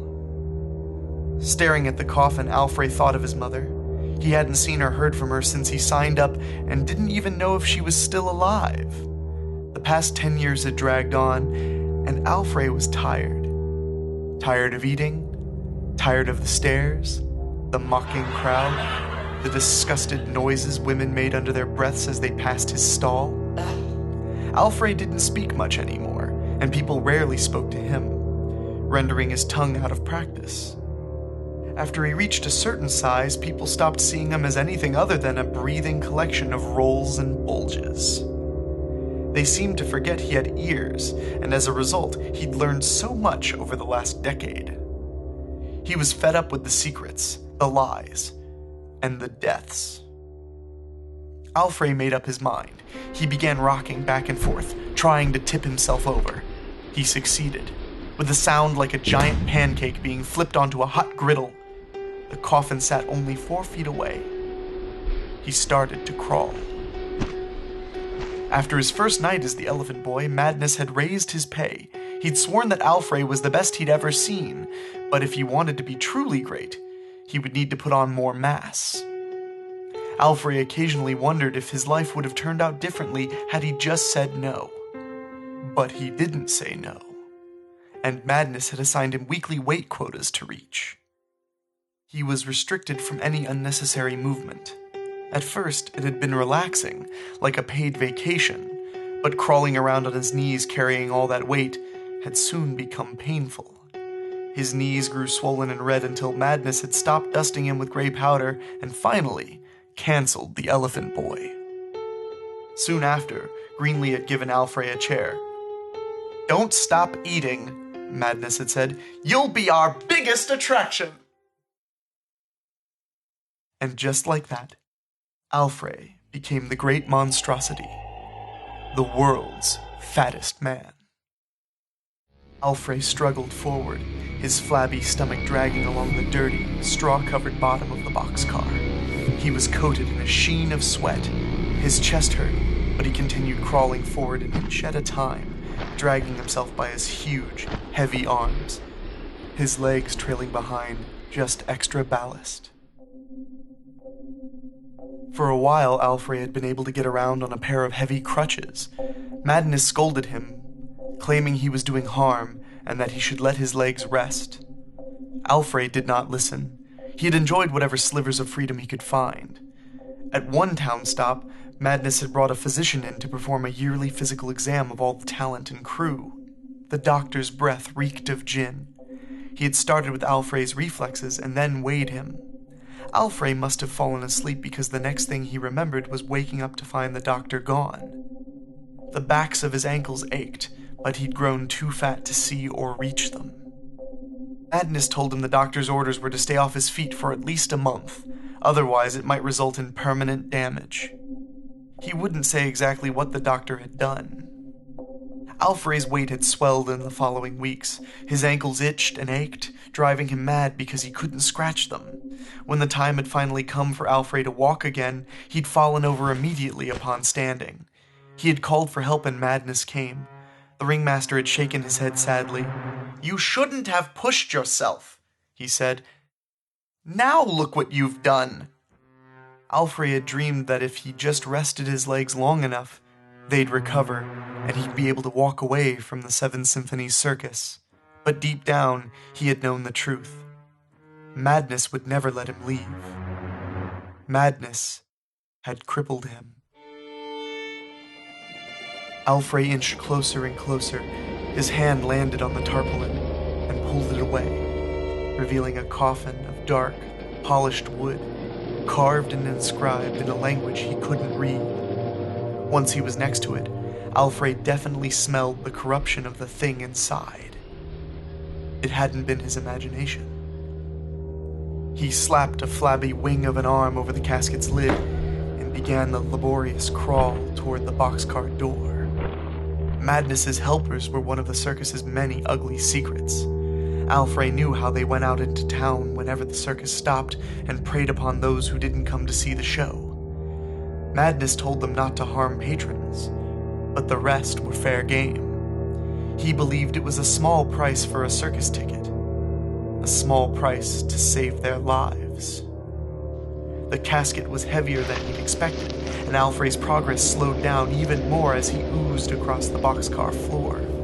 The way his heart fought in his chest, and as hard as it was to breathe, he didn't think he had much longer left.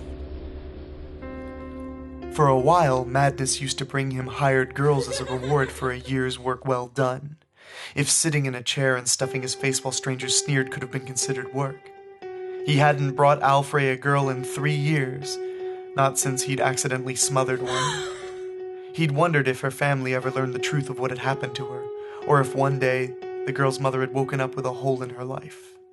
Most likely, no one had learned of her demise. Madness's helpers probably saw to that. There was a popular snack booth by Cyrene's tent, and he could always smell it from his chair, the aroma of roasting meat and spices forever teasing his nose. The booth's painted sign had read, "Exotic morsels from the mysterious East," and he had often seen patrons wander by with skewers of spiced browned meat. Camel, the signs had claimed, but Alfred had never seen a live camel near the circus, let alone a cleaned and butchered one. When patrons had asked how the meat could be so fresh, they had been told it was owed to a secret preservation technique known only in the Orient and taught only to a dozen chefs a decade. Alfred had seen the helpers come stalking back through the fairgrounds after a kill flushed with life. He had known not to get close or to ask any questions. They had paid him no mind, but he'd overheard them speak of the Angel. The Angels shows had all been in the Big Top, where Alfred hadn't been allowed, but he'd seen patrons exit with tears on their cheeks, smiling and laughing, as if they were drunk. Alfred wished he could see the Angel perform. He'd have liked that almost as much as being able to walk again. Alfred reached the door and collapsed, his sweaty face pressed to the boxcar's filthy floor, his breath wheezing. He lay there for nearly 15 minutes, trying to regain his strength. His heart pounded against his ribcage so hard that he thought it might burst. At last, he pulled himself up and flipped the latch on the door. Once the top opened, he collapsed like a cresting wave of fat. Despite everything, Alfred had understood his place at the circus. He hadn't been so hopelessly naive. Madness had explained people flocked to his shows for 2 reasons, and 2 reasons only. The light. They'd come to see something amazing, something awe-worthy, something they'd never be able to do, something that filled them with wonder and hope and made them feel alive. That was Cyrene's job. That was the Angel's dominion. And there was the dark, the ugly, the disgusting, the place where the misfortunate provided something hideous for the patrons to gawk at. The patrons wanted to feel superior. They wanted their little lives to look better by comparison to the disfigured, deformed, and wrong. Alfred had provided that service, faithfully and without complaint, for years. But no longer. Resting on his enormous stomach, Alfred pried the boxcar door open an inch. The wind whistled, blowing cool air on his face. He smiled. His suffering was not for nothing. He pried the door open a little more, then gripped the edge and pulled the creaking wood fully open, taking comfort in the knowledge that his soul would persist, unlike Madness's poor, damned helpers. The wind roared and sucked at him. The dry fields passed in a yellow blur. Alfred slapped one huge arm on the casket, once more, making a sound like a slaughtered animal dropping to the floor. Something moved inside the coffin, then frantically scratched and pounded against the lid. Alfred took a deep, labored breath, then shoved the coffin out. It disappeared into the air, whipping out of sight. Alfred heard the crack of wood exploding into splinters on impact, and a horrible, inhuman screeching as Madness's helper was suddenly forced into the strong summer sunshine. Madness would hear it. Madness would know. Alfred dragged himself to the edge of the door. The train brakes squealed. He gripped the floor edge, then heaved himself out. He tumbled onto the weedy ground, feeling the gravel bite into his flesh, chewing him apart. He rolled down the embankment, the world going blurry. He'd done it. He was finally free. Alfred came to rest in the little culvert, where dirty water trickled around his swollen feet, and patches of wild mustard and black-eyed Susans bloomed. Pain burned throughout his body. Wide gashes seeped blood through the pockets of erupted fat. His ankles and knees had taken the worst, and he did not possess the strength to move another inch.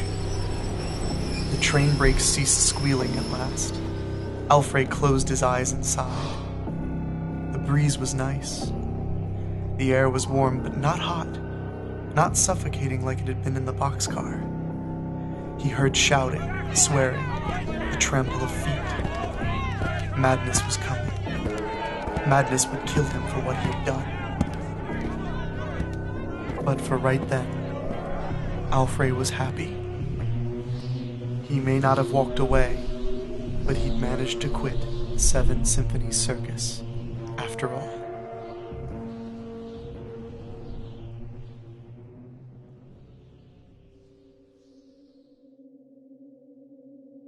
The Fall of Silas Galloway by Dan Weatherer. Narration by Jesse Cornett. Silas Galloway found life thus far most rewarding.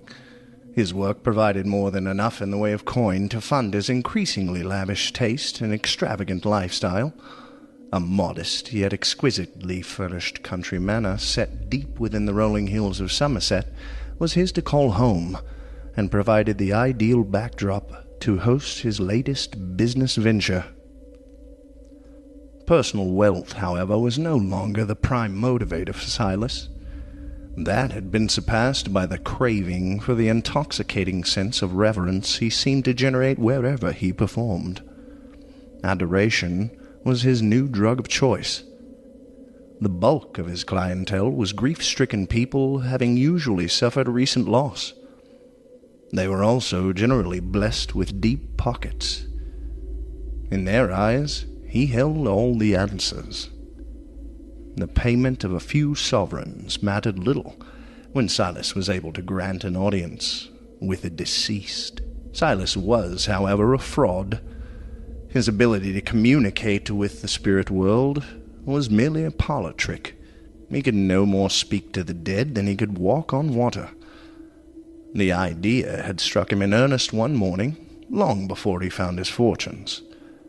Walking familiar streets, stomach empty, the previous night's cold still chilling his bones, he happened upon a funeral procession.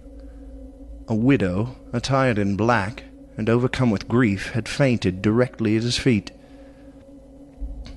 Clumsily, he had gathered her up and slapped her face gently in order to rouse her. The funeral party had drawn to a halt and gasped at the apparent assault taking place upon the woman, yet no one had rushed to her aid. Warily, she had opened her eyes. Silas had seen her reason and sense of duty was quickly restored. "I am dreadfully sorry."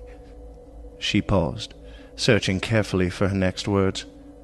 "Sir, I am quite out of sorts today, for my husband was taken from me not 3 nights ago." Tears had welled in her eyes. She trembled as grief took hold once more. "Your husband must have truly been a great man, for all these folk have come to pay their respects." Silas had motioned towards the surrounding mourners. "However, my lady, I believe, although he has passed from the mortal plane, he will continue to watch over you for the rest of your days." Surprised, for he was unsure as to why he had found the words of comfort so easily forthcoming, Silas had blushed and nodded a farewell to the woman.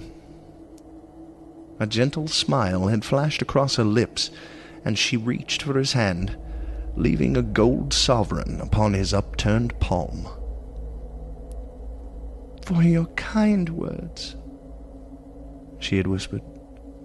And with that, she turned to retake her place behind her husband's coffin. A whip lashed loudly, and the horses had resumed their trot towards the cemetery. Slowly, the idea of trading comfort for coin had begun to take shape, and over time he honed his technique into a fine art. With some basic showmanship and a warm manner, he had become one of the region's finest and most respected mediums. What had begun as an innocent gesture of kindness was quickly replaced with the necessity to lie and cheat for as much coin as possible, as tastes of the elegant and exotic took hold.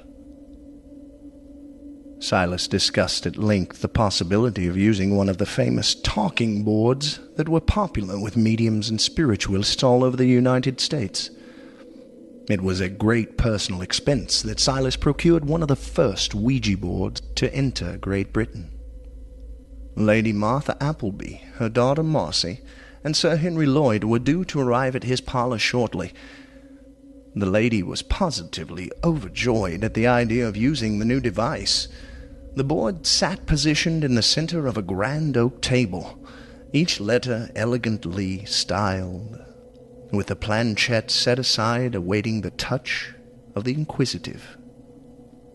Scattered candlelight completed the mood, allowing enough illumination to fall over the table, but shrouding the remainder of the drawing-room in an uneven darkness. A storm was developing off to the south, which would further add to the ambiance of the evening. A sizable amount of gold was already promised to Silas, and he was confident that the scene would produce more. The wine grew warm and the polite small talk faded. An expectant hush befell the drawing-room as all eyes turned towards the small wooden board. Each placed a finger onto the planchette, eagerly waiting for communication to be established. "Are there any spirit persons among us who wish to make themselves known?" asked Silence aloud. The deafening silence followed. "Ask again, please," requested Lady Appleby, shifting in a seat. "If there is anybody with us now that wishes to communicate, please step forward." The sound of scraping wood came from the board. All eyes watched as the small planchette edged its way towards yes. Lady Appleby clapped. "He's doing that, are you not?" demanded Sir Henry. Silas swallowed hard. He was not exerting any notable pressure upon the object. Indeed, it was his plan to move it himself, but only upon the third time of asking. Building suspense was all part of his act. No," he replied. "'Tis the, It is a nameless spirit." He had paused, his usual veneer of calm failing him somewhat, but he assured them. Sir Henry looked little in the way of convinced. Silas continued. "Are you male or female, spirit?" The planchette made its way towards the number 6. The group exchanged puzzled looks as the piece moved towards the number 1 and then returned back to 6. 616. What kind of an answer is that? Asked young Marcy. I'm confused. All eyes locked on Silas. Well, my lady, one can only assume our initial question is rather frivolous to this particular spirit. I suggest we continue in order to gather as much information as we possibly can. Sir Henry scoffed dismissively, and was met with a disapproving look from Lady Appleby. For years, Silas had led his clients into a merry dance, filling their heads and hearts with messages from the silent spirits. Yet he felt little in the way of remorse for taking payment so deceitfully, for his customers all returned home happy. Do you have a message for us, O Spirit? Silas continued, adding a little dramatic flair to the proceedings. Again, the planchette followed the familiar pattern of crossing 6, 1, 6. Sir Henry pulled his hand away angrily. "'Tis a lie. He plays us for fools in the hope of keeping us here long into the night. 'Tis a hunger for coin, is it not?" The ladies removed their fingers abruptly, leaving a bewildered Silas touching the now motionless wooden tool. "Of course not. I have merely opened the gates of communication to the other side. It is not I who decide what the spirits have to say." "Then prove it for us, kind sir," mocked Sir Henry. "Ask the next question without the touch of any upon the blasted thing. If it moves, I will pay for this whole charade myself, twice over." Ordinarily, this sort of challenge would require the use of one of his more dramatic parlor tricks. However, he knew he was not the one dictating the movement of the planchette, and he was fairly confident that neither were any of his guests. Ignoring the feeling of unease that crept into his belly, he decided to take Sir Henry up on his boast. 616 means nothing to us here, O Spirit. Do you have something useful to tell? Silas asked, as his eyes met Sir Henry's glare. The planchette began to rotate, gathering speed with each revolution until a faint, high-pitched whistle emanated from the center of the board. "Oh, my!" shrieked young Marcy. "Make it stop!" begged Lady Appleby, her hands covering her ears. The whistle increased in volume and pitch until it was barely audible, becoming a painful sensation that drilled its way into its skull. Marcy cried, and Lady Appleby mouthed something incoherent. Sir Henry merely sat transfixed, eyes locked on the madness unfolding before him. There was a loud crack, and Sir Henry spilled backwards from his chair, screaming. The whirling wooden tool was gone. Sir Henry staggered to his feet, the left side of his face a mass of blood, wood, and gore, the planchette embedded firmly into his eye socket. In a rage he tore it from his eye with a sickening squelch, grabbed the wooden board and broke it across his knee. "God damn you, Silas, and your parlor tricks! I will see that you pay for this!" Spattered with blood, Marcy fled from the room screaming. Clutching his face and taking a weeping Lady Appleby by the arm, Sir Henry turned his back to Silas. I'm sorry," offered Silas, but the dark edge of the room took them from sight. The days that followed were filled with an air of unease and anxiousness. The nights even more so. Something lingered in the air still. Something born unto the mortal realm on that wretched night, and there it dwelt, alongside Silas. The air in the house hung heavy with dread. Food quickly spoiled, plant life wilted in the matter of hours, and guests frequented the house less and less. Yet Silas pushed the strange occurrences to the back of his mind. When questioned about the strong odor of sulfur that permeated the property, he pointed to poor sanitation and heavy rainfall. When the incessant scratching sounds were queried, he laid the blame on a particularly severe infestation of rats. Harder to explain still was the recurring 616 that appeared etched into furniture, daubed on walls, and lay cut into Silas's own flesh.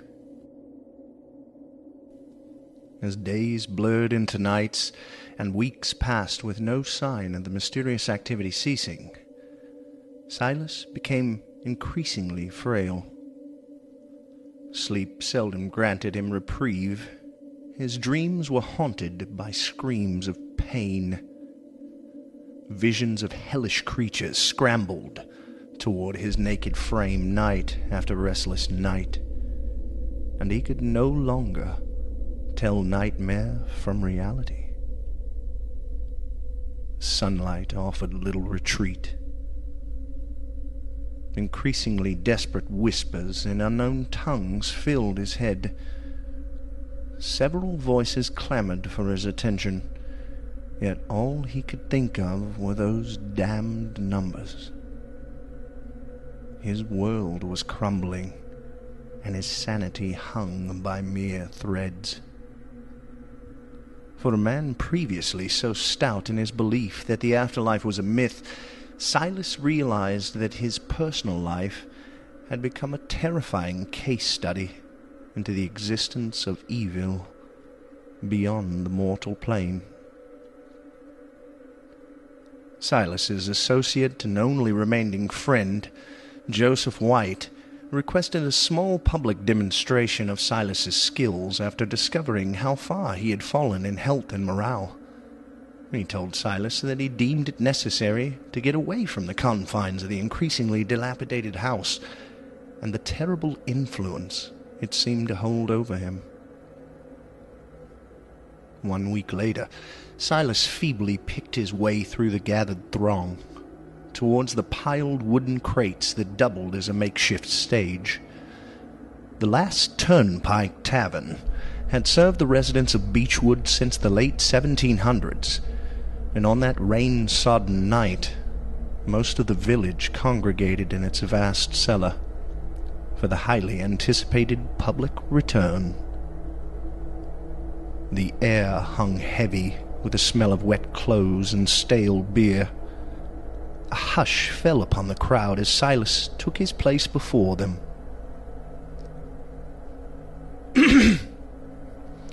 Thank you, one and all, for sharing the spirits with me tonight, Silas said aloud, a slight waver in his voice, receiving a few appreciative nods from the crowd.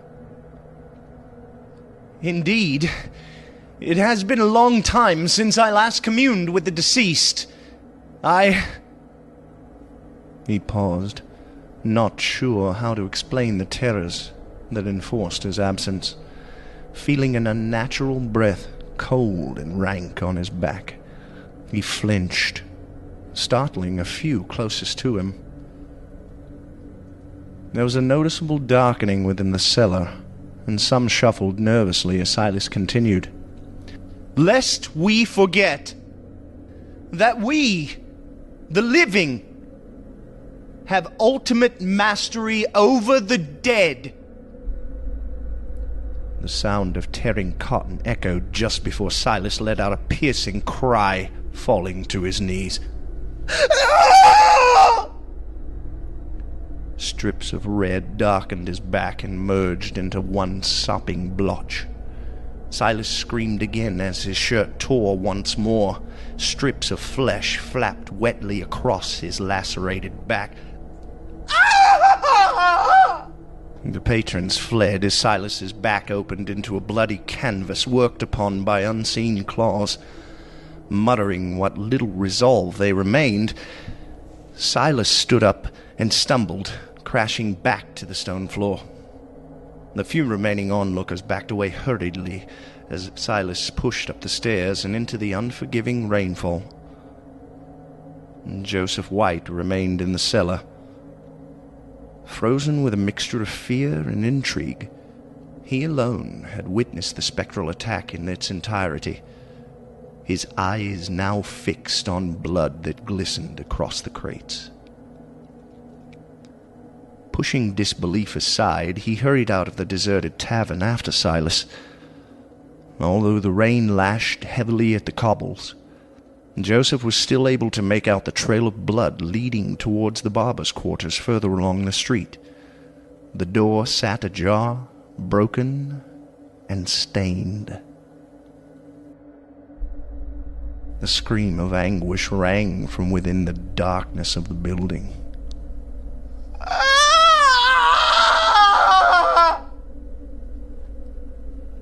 Joseph raised his lamp and moved into the gloom of the barber shop. Another cry from deep within the shop echoed through the corridor.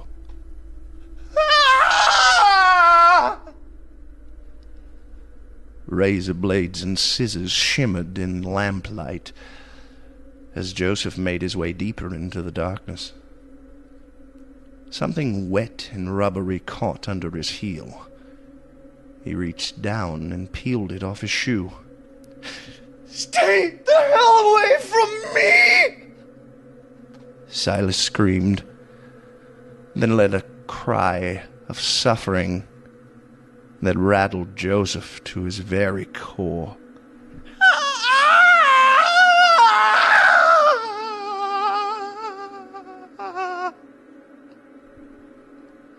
The lamp illuminated a cowering Silas holding a razor, already halfway through the cartilage of his left ear. The side of his face, a gushing mask of red. "I can still hear them! Make them stop! Make them stop! Make them stop!" He wailed, continuing to work the razor through cartilage.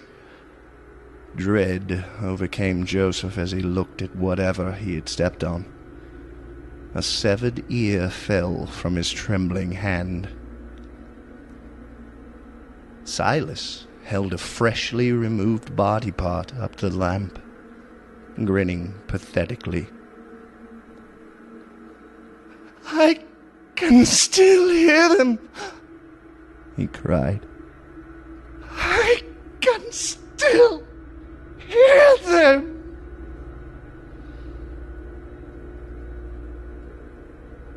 Dr. Rutherford was proud of his patients. He believed in the quality of mental distress. His beloved Arlington Asylum elevated his practice from a mere hospital for the mentally disturbed into a pioneering center of psychological research. His interest heightened at the news of a patient's arrival, one who demonstrated signs of demonic possession.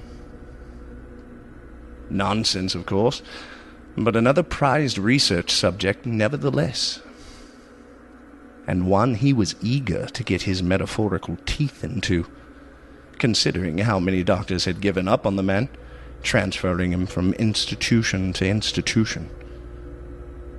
The patient's cell lay on the deepest floor of Arlington Asylum, a necessity for some of the more vocal and dangerous.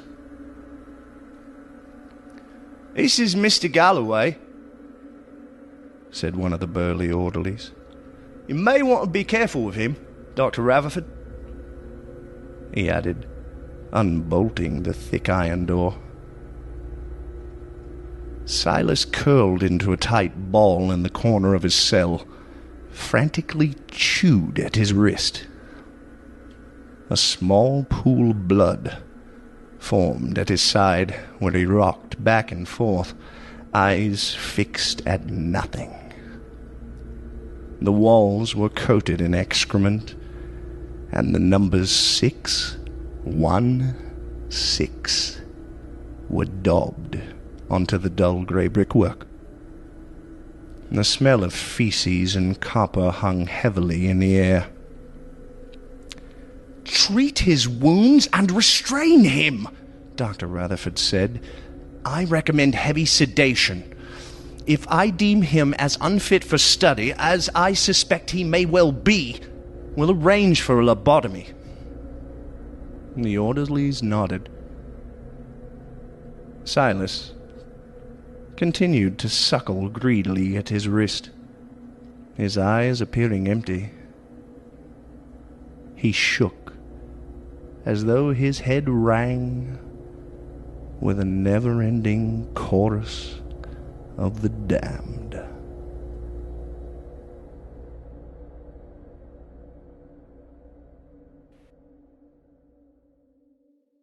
The Tulpa Tree by Joshua L. Hood, performed by Otis Jiry.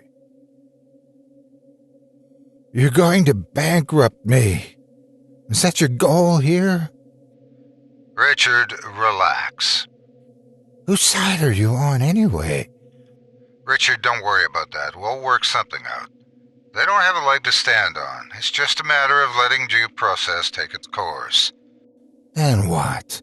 I sell the land to pay you legal fees and I've achieved nothing? Kinda defeats the purpose. Hang in there, man. Things will come around before you know it. Yeah, well, I'd feel better if I could at least get these nut jobs off my land. Patience, Richard. Don't push these guys.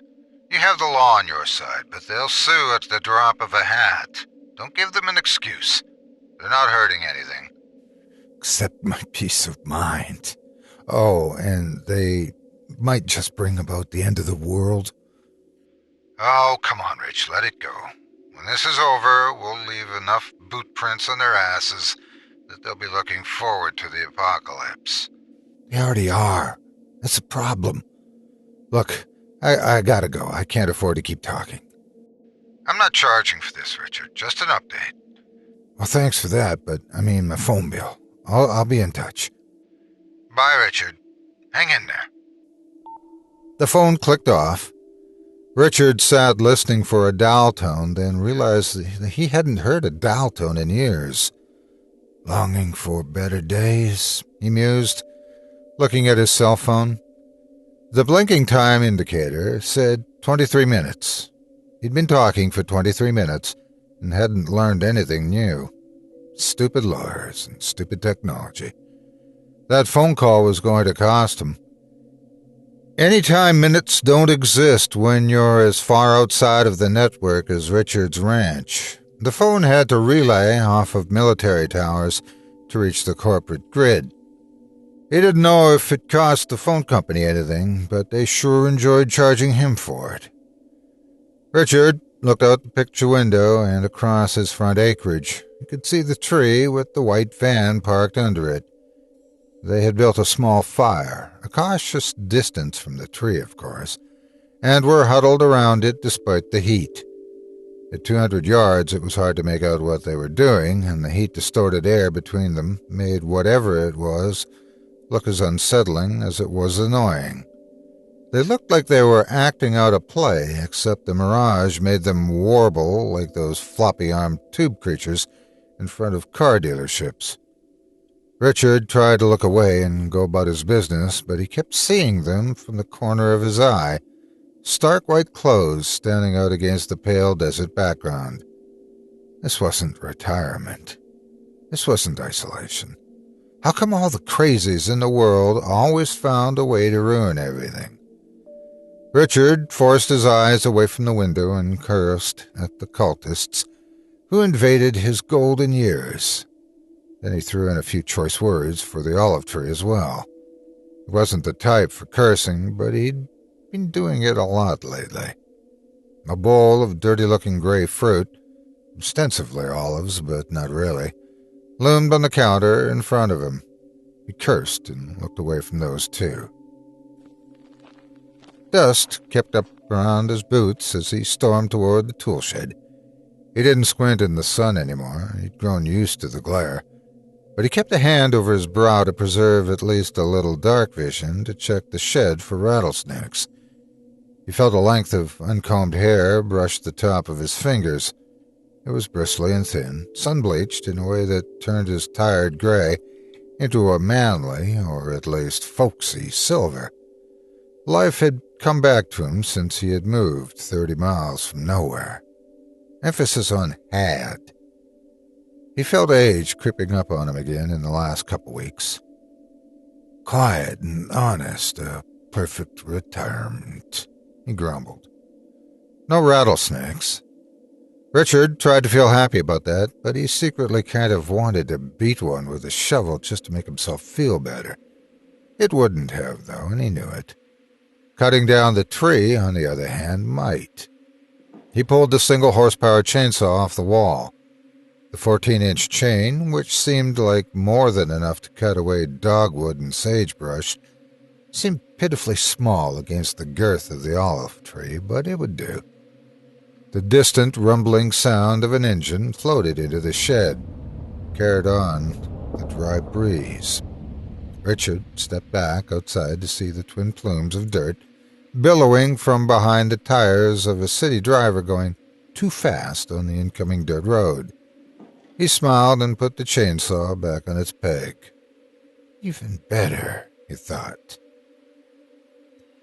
The professor arrived first, but the deputy was only a short ways behind. Then Whitney Whittle, the face of Evening 5 News, arrived, looking as worn out as Richard. Can I talk to you when we get a second? Whitney asked him in a whisper. Richard nodded briefly, and Whitney seemed to rejuvenate a little. So, who have we here? A middle-aged man with an Atlanta Hawks ball cap, ringed with sweat and collecting dust, bowed over so slightly and wiped a sweaty palm on his khakis. Dr. Adnan Beljovic, University of Georgia, Athens, said the professor, shaking the smiling anchorwoman's hand. Dr. Beljovic is a premier dendrologist, Richard said. Flew in just for this. You don't say, Whitney smiled. Well, I'm not surprised. This special little tree of ours is gaining national attention. That's part of what I wanted to talk to you about, Richard. Today America called and wanted to send a correspondent. I told them we'll see how today goes, but this scoop is mine, so they'd better get in line. She smiled again, but it was terse. She knew that today could go anyway, good, bad, or terrifying. How sporting of you, Richard said. I can't believe you still want this story, though, after... Oh, now more than ever, she replied. The professor began untying a gray box full of gear from the roof of the Jeep while the deputy looked around suspiciously. His eyes kept resting on the tree and the van in the distant heat. He chewed on a toothpick and sighed a lot. Richard sighed too, looking at the ground and all the footprints in what was supposed to be his frontier getaway. He had a feeling that his retirement was going to get even less quiet very soon. In a way, he wanted Today America to show up. He wanted to talk to someone nationally. He wanted to grab them by the ears and ask them why they cared. Who told them to give a damn? Why, of all the campfire stories in the world, did they have to be concerned about this one? He wanted to see their eyes when they realized that they didn't have an answer to that. He wanted to hear them try to rationalize about how some things just catch the national interest or how people love a mystery. He wanted to hear them explain away how this tree had the uncanny ability to draw people to it and to what? You okay? Whitney's voice filtered through Richard's frustration. Yeah, he managed, unclenching his fist. For a moment there, I almost had something. The anchorwoman looked at him with a twitch. I know the feeling, she said. Have you remembered anything at all yet? No. This time, Whitney sighed. I wonder what it wants, she whispered. Nothing. It wants nothing. It's a damn tree. The deputy went first.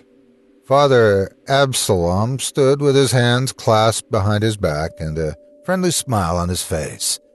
Smoke from the fire was still trickling into the sky. The deputy didn't ask to see his hands, but tactfully waved from a distance, eliciting a wave back from the smarmy cult leader. His hands were empty. Richard wouldn't have been surprised either way. Hold up, deputy, Richard said. The deputy looked back. A few minutes ago, there were more of them. The deputy tensed, clearly resisting the urge to look around. "How many?" he asked. "I don't know, half a dozen or so." "Okay. Stay here," he ordered. Richard didn't need telling. They'd gotten close enough to the tree when they drove the police jeep up to the cultists' camp, what Richard called the squatters' village. Richard didn't like having to drive over his land.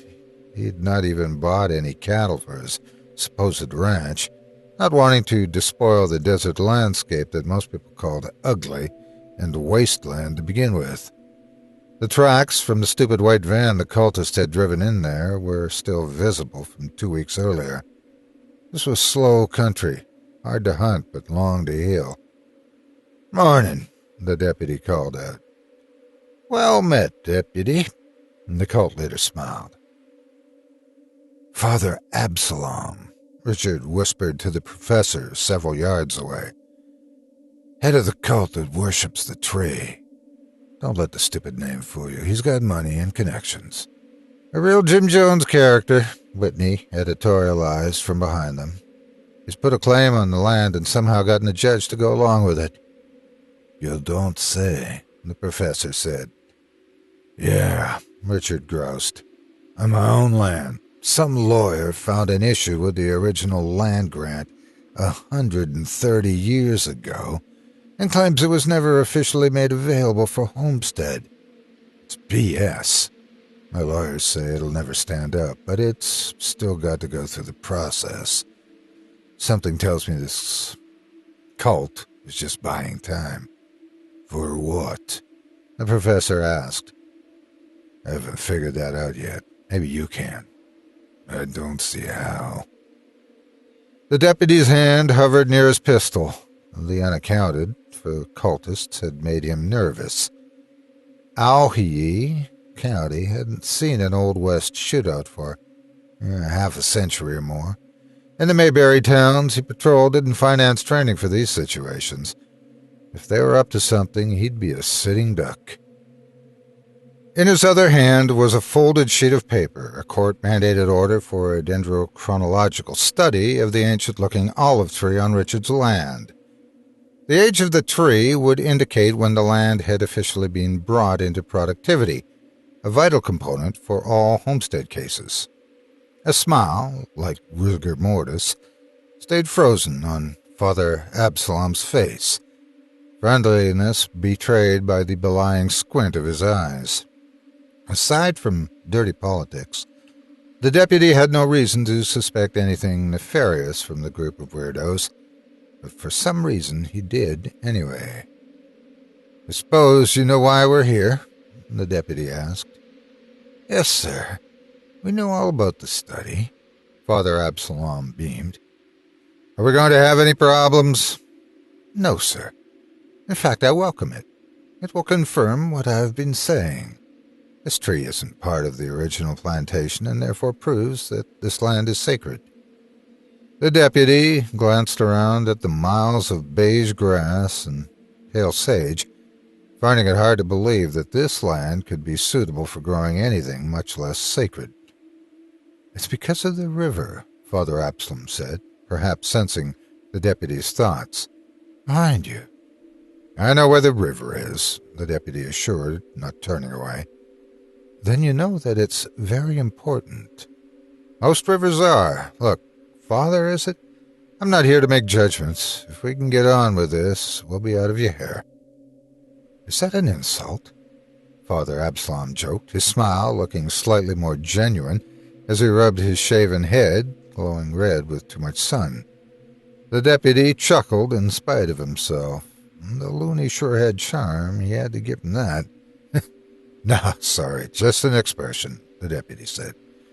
"So, tell me, you don't really think this thing is some sort of god?" "Yes, I do. I know it's hard to believe, Deputy. Petty. Deputy Petty. But with a little faith, it's not much stranger than your own beliefs. After all, a cracker that literally becomes flesh upon a prayer. Pretty far stretch." "Yeah, but," Deputy Petty began, but then stopped. How had the father known that? Transubstantiation and its literalness was a huge debate amongst Baptists, and as far as Petty knew, he was one of only a few in the area who believed in it. To tell the truth, he hadn't thought much about it for a long time. "You keep saying I," the deputy changed the subject. "The landowner says there were more of you around. Where are they at, Mr. Absalom?" "In the van. We don't want to be an imposition." "Uh-huh," the deputy said. "Just so long as no one tries to stop the tests." "Oh, no one will," Father Absalom said. "But it's not someone you have to worry about. It's whether the tree will let you take the sample that may be at issue." "Someone's going to bleed," Whitney said to Richard. "Yeah, it's like the life," Richard replied. They whispered despite being alone a dozen yards from the tree. The anchor woman had set up a camera and left it running, so she'd do the voiceover later. She looked at Richard. "How did we know that?" "I don't know, I think," Richard began, but a quick yelp caused him to tense. Dr. Beljovic startled and stood up. "It's okay, it's okay," he called from next to the tree where he was unpacking his gray box. "These corners are sharp," he said with an embarrassed chuckle. He stuck a red finger in his mouth. "Well, there's that," Richard whispered. Whitney said nothing, just frowned and turned sallow. The sun beat down hotter as it headed toward the western horizon. The sun takes a long time to set in the open expanse of high desert. Richard awaited it eagerly. Long ago, he found that the sun made it worse, the tree. Most things that kept him awake at night seemed to be lurking in the dark, but this tree... Trees love the light. It's when they're most alive. They sleep at night, just like people. Well, most people. 2 weeks earlier, he had awoke from the last good night of sleep he could remember. There was a light fog outside his new high-desert home. The term home was modest. 40 years of investing and 60 years of being mostly single had allowed him to save enough money for something similar to a mansion.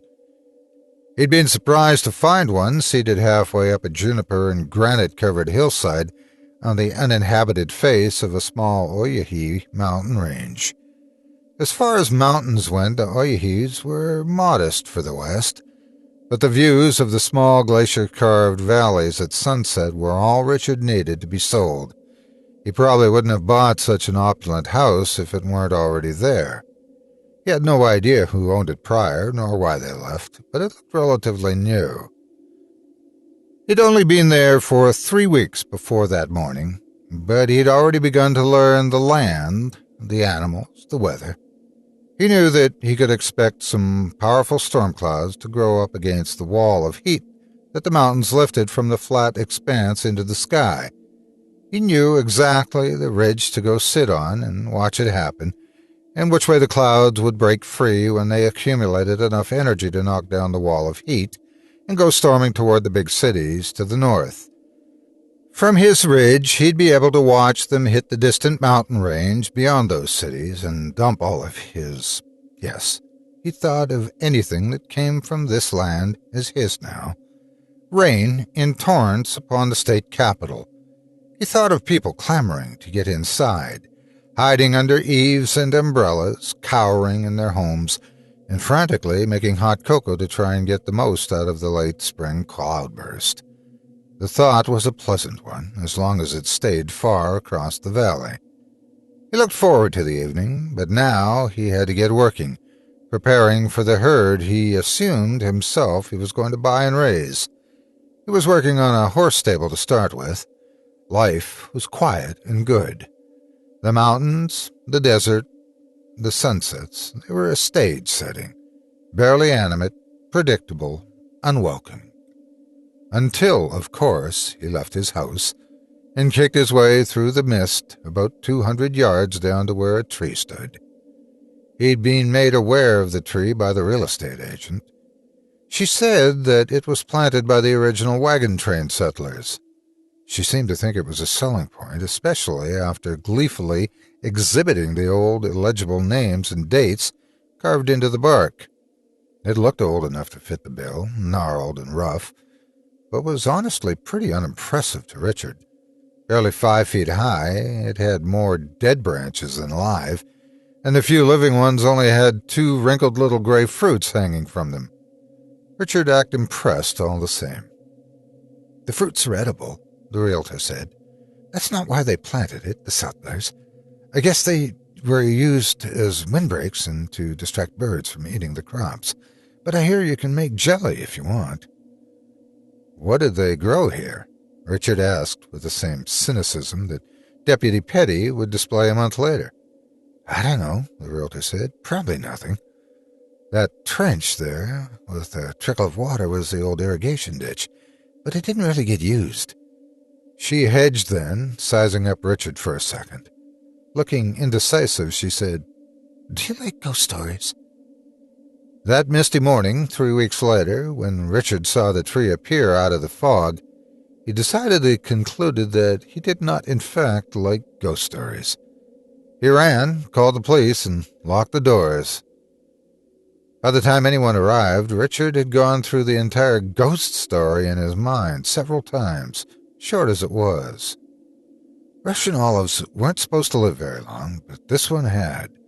Somewhere along the line, someone had realized that and come up with a stupid little story for Boy Scouts to tell around campfires. There wasn't much for local kids from the 3-horse towns nearby to talk about, so they kept up the story, evolving it, and making it bigger. Beyond local folklore, though, there was no reason to care about a stupid old haunted tree, whether it was used as an Old West hanging tree or not. And there was no reason to fear the ghosts of the probably make-believe hanged outlaws who died there. Or so Richard thought.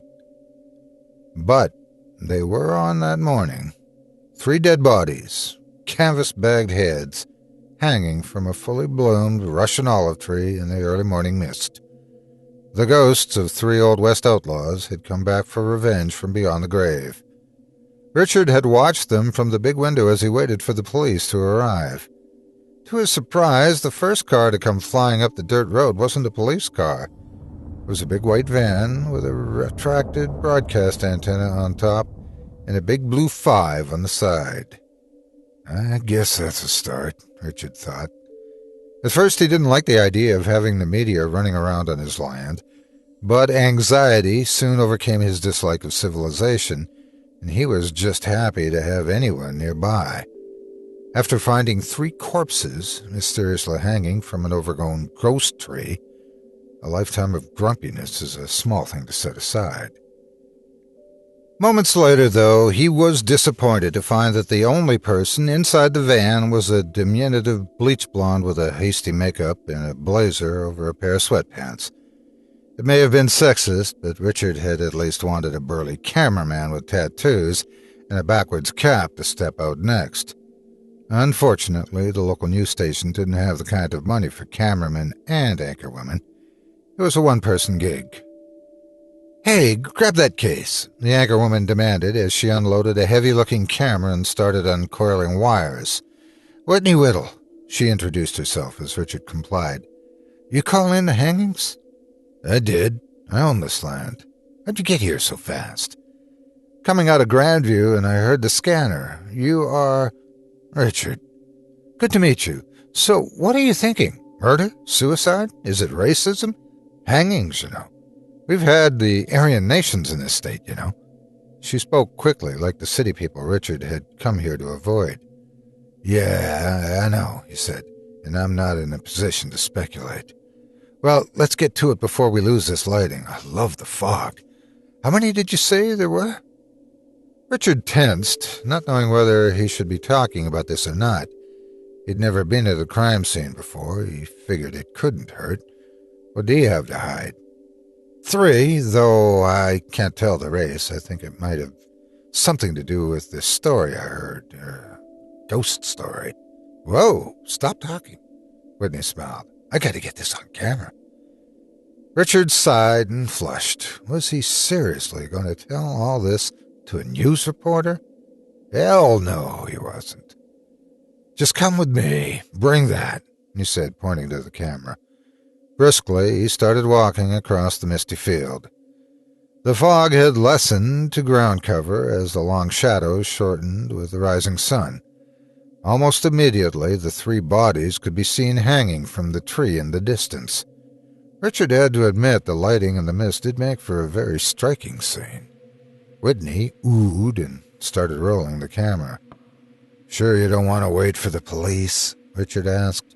"Oh, I'm sure. They'll have this place locked down tight. Besides, whoever did this is probably long gone, unless it was you." She glanced furtively at Richard. He rolled his eyes. "Hey, I called the police, remember?" he said. "I'm not a counting criminal, but I'd know better than that." "Well, I'm packing, just for the record," she replied, patting a purse slung around his shoulder. Richard rolled his eyes again. Like a cat stalking its prey, the pair approached the tree. Richard was leading, trying to follow his previous tracks as much as possible to avoid disturbing any evidence. He'd watched some television, after all. Whitney continued to film. She dragged the power cables as far as it would go, then disconnected and went on batteries alone. She panted and stumbled under the weight, but held the camera rigid still with every step. The three bodies swayed listlessly in the morning breeze, their hands tied behind their backs. They each wore plain, rough-woven clothes from some natural fiber, and had canvas bags tied over their feet just like over their heads. Odd angles jutted out beneath the clothing and canvas, as though they each had several broken bones. That part wasn't in the ghost stories. "So you claim this tree just grew up overnight?" Whitney asked. A silent reverence that Richard didn't realize he was feeling fell away like a church sermon being interrupted by a fart. "No," he said, rather more harshly than he intended. "The tree's been here for years. It just grew bigger. There are more leaves, and it's taller." "Overnight?" Whitney repeated. "Yeah, I guess. You don't seem sure. What can you tell me about the story of the hanged outlaws?" Richard cleared his throat. "That's pretty much it. Bad guys robbed wagon trains, got hung, came back for vengeance every few years, or on Halloween, or on full moons, depending on who you ask. Ridiculous. And yet," Whitney gestured to the tree. "Hey, you know what? Maybe we should just wait for the police." And that was the last thing Richard remembered saying. He felt a sudden rush of energy starting at his feet, like he was soaking up caffeine by standing in a pool of it. When it reached his head, he was overwhelmed by 100 strange emotions at once. He simultaneously wanted to run in terror from the grisly scene before him and jump up to hug one of the corpses. He looked over to the anchorwoman who was staring back at him. Her hands shook. He took a deep breath, trying to steady himself. Then his mind swirled into a defensive amnesia, trying to force order into a disintegrating reality. There was the faint memory of Whitney yelping in surprise, and a nightmarish illusion of the body on the far left suddenly jolting and writhing in its bonds. Several loud popping sounds echoed. The memory of being a teenager and finding his dad's stash of dirty magazines played through his mind. These things were only flashes in the periphery of his consciousness, figments, waking dreams intermingled with nothingness. The next thing he remembered was the flicker of blue and red lights and the murmur of voices approaching. He gasped for air as though he had just come up from a deep dive. He was standing where he had been before the blackout, unmoved. Whitney was still there too, but her camera was on the ground, and she held a small .32 automatic pistol in her hand. Streaks of makeup ran from her eyes like she'd been crying, though she didn't seem to be then. The slide of the pistol was locked back, the chamber empty. Richard looked down at the glinting brass all around her feet. Saying nothing, she followed his eyes, clearly surprised to be holding the gun. Richard never felt so alive. As the sound of voices grew with the approach of the police, barking dogs in tow, Whitney suddenly dropped down and started collecting the empty brass. "What the hell?" she muttered, stopping to feel around in her pockets. She gave Richard a derisive, hateful look, tinged with confusion, and went back to collecting the shells. "They can't find these." Richard nodded to nobody. He looked down and saw dried blood in his fingers. He traced its path to a subtle sting on his palm.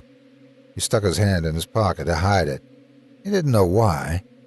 Maybe something from the memory of those crime shows on TV warned him about leaving DNA, he reasoned.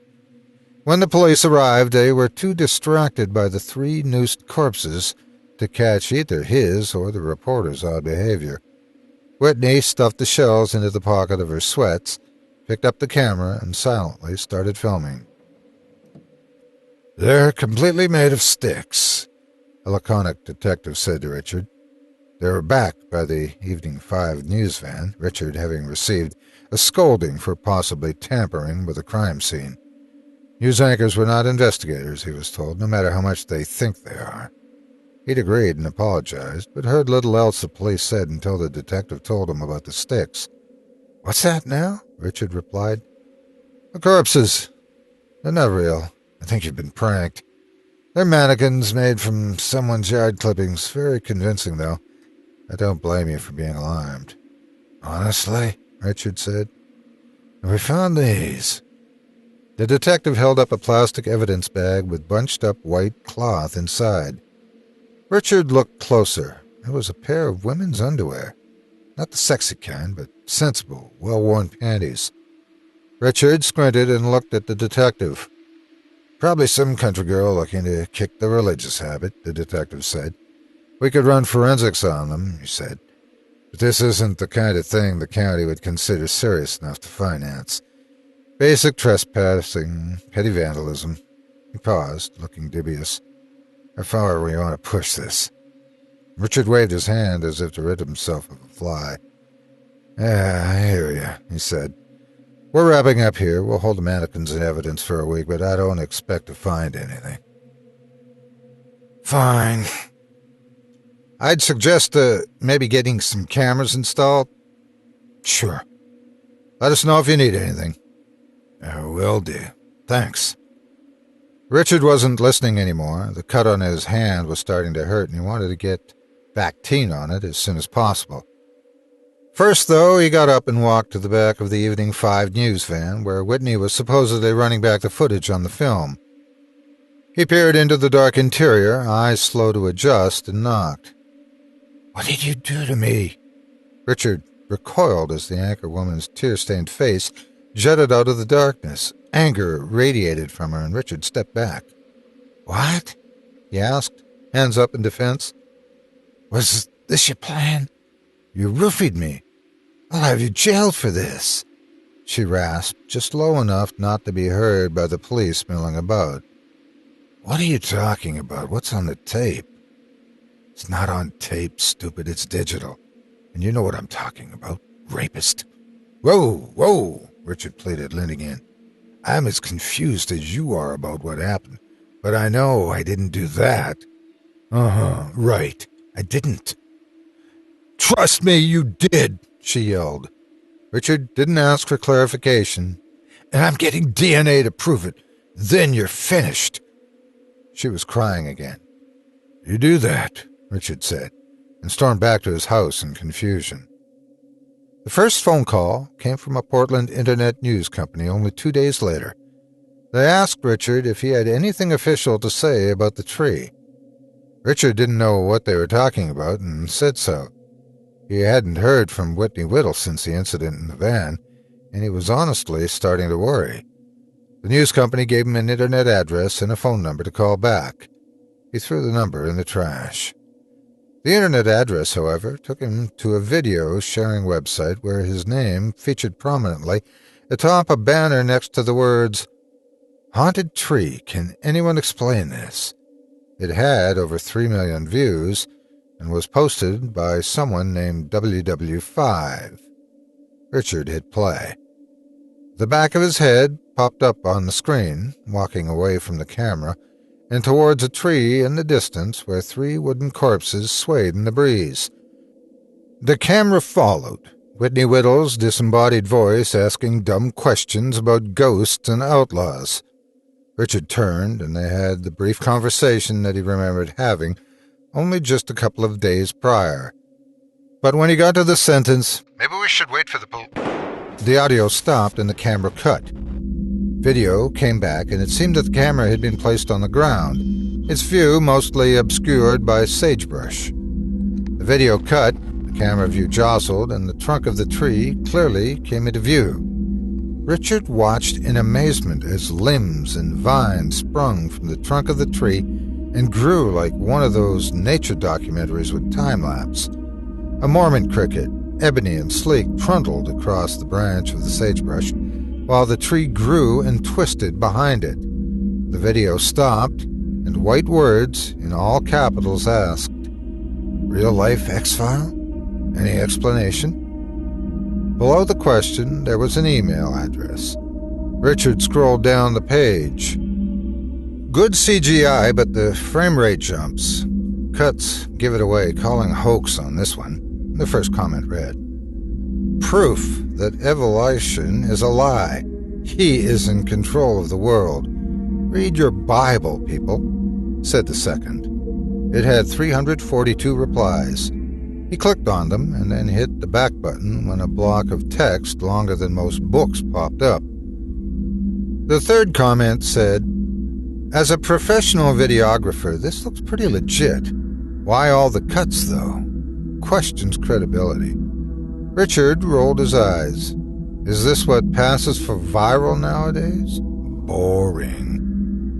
Richard stopped reading and closed the browser, his mind drifting back to the tree the way it often did. The writhing vines and branches had sent a new wave of fear through him, like when he'd first seen the corpses. He knew exactly what that writhing looked like. It looked like how he felt moments before losing consciousness. A slow shiver crept up his spine. How can something look like a feeling? Suddenly, the desert heat felt too cold for comfort, the spacious house too big. He dug the phone number of the internet news company out of the trash can and stared at it. He crumpled it up and threw it back. He knew who had the answers. "Okay, fine, you didn't do it," Whitney said through the phone. "Obviously," Richard replied. "But what made you change your mind, just out of curiosity?" She didn't answer for a second. The sound of uncertain sighs came through the receiver several times. "Something's really wrong with that tree, Richard. I think you should get out of there." There was only frankness and fear in her voice. "I'm not leaving my house because of some pranksters," Richard said. "Pranksters? You think that's what happened? We were pranked out of 6 minutes of time? You're delusional, Richard." "Speak for yourself." "I mean it, Richard. There's someone else there, somewhere. I don't know where or who, but you're not alone out there." Richard shuddered. That thought scared him more than anything so far. Someone. A real person. A fear more tangible than ghost stories and pranks. He looked around his vast kitchen into the living room. All the windows were open, lights off, shadows everywhere. Silence rang. Were the doors even locked? "Richard?" "Yeah?" "There's more to the tape than what I put online. What sound?" "Oh, yeah? And by the way, thanks for putting my name on that. I didn't expect it to spread so fast. It seemed to have touched a nerve with a lot of people." "Yeah, it did. I'm no techie, but I know 3 million views in 2 days is insane. So what's missing?" "Maybe you could be a real internet celebrity if you put the rest online," Richard snarked. Then suddenly he remembered Whitney's claims to rape, her claim that there was someone else there. He could guess what was on the video and suddenly regretted his choice of words. "Sorry." "Sorry? You're on it too." "What's that mean?" "What's your email? I'll send it." She sounded unsure. Richard gave her his email and hung up. The beep of the phone echoed in the descending loneliness, and Richard felt an ominous feeling that he likened to an animal being hunted. A foreboding clock ticked on the wall. Should he get his shotgun? Began to get up. Silence shattered with a booming sound of knuckles on his front door. Richard jumped and may have even yelped, though he wasn't sure. He steadied himself and went to the living room.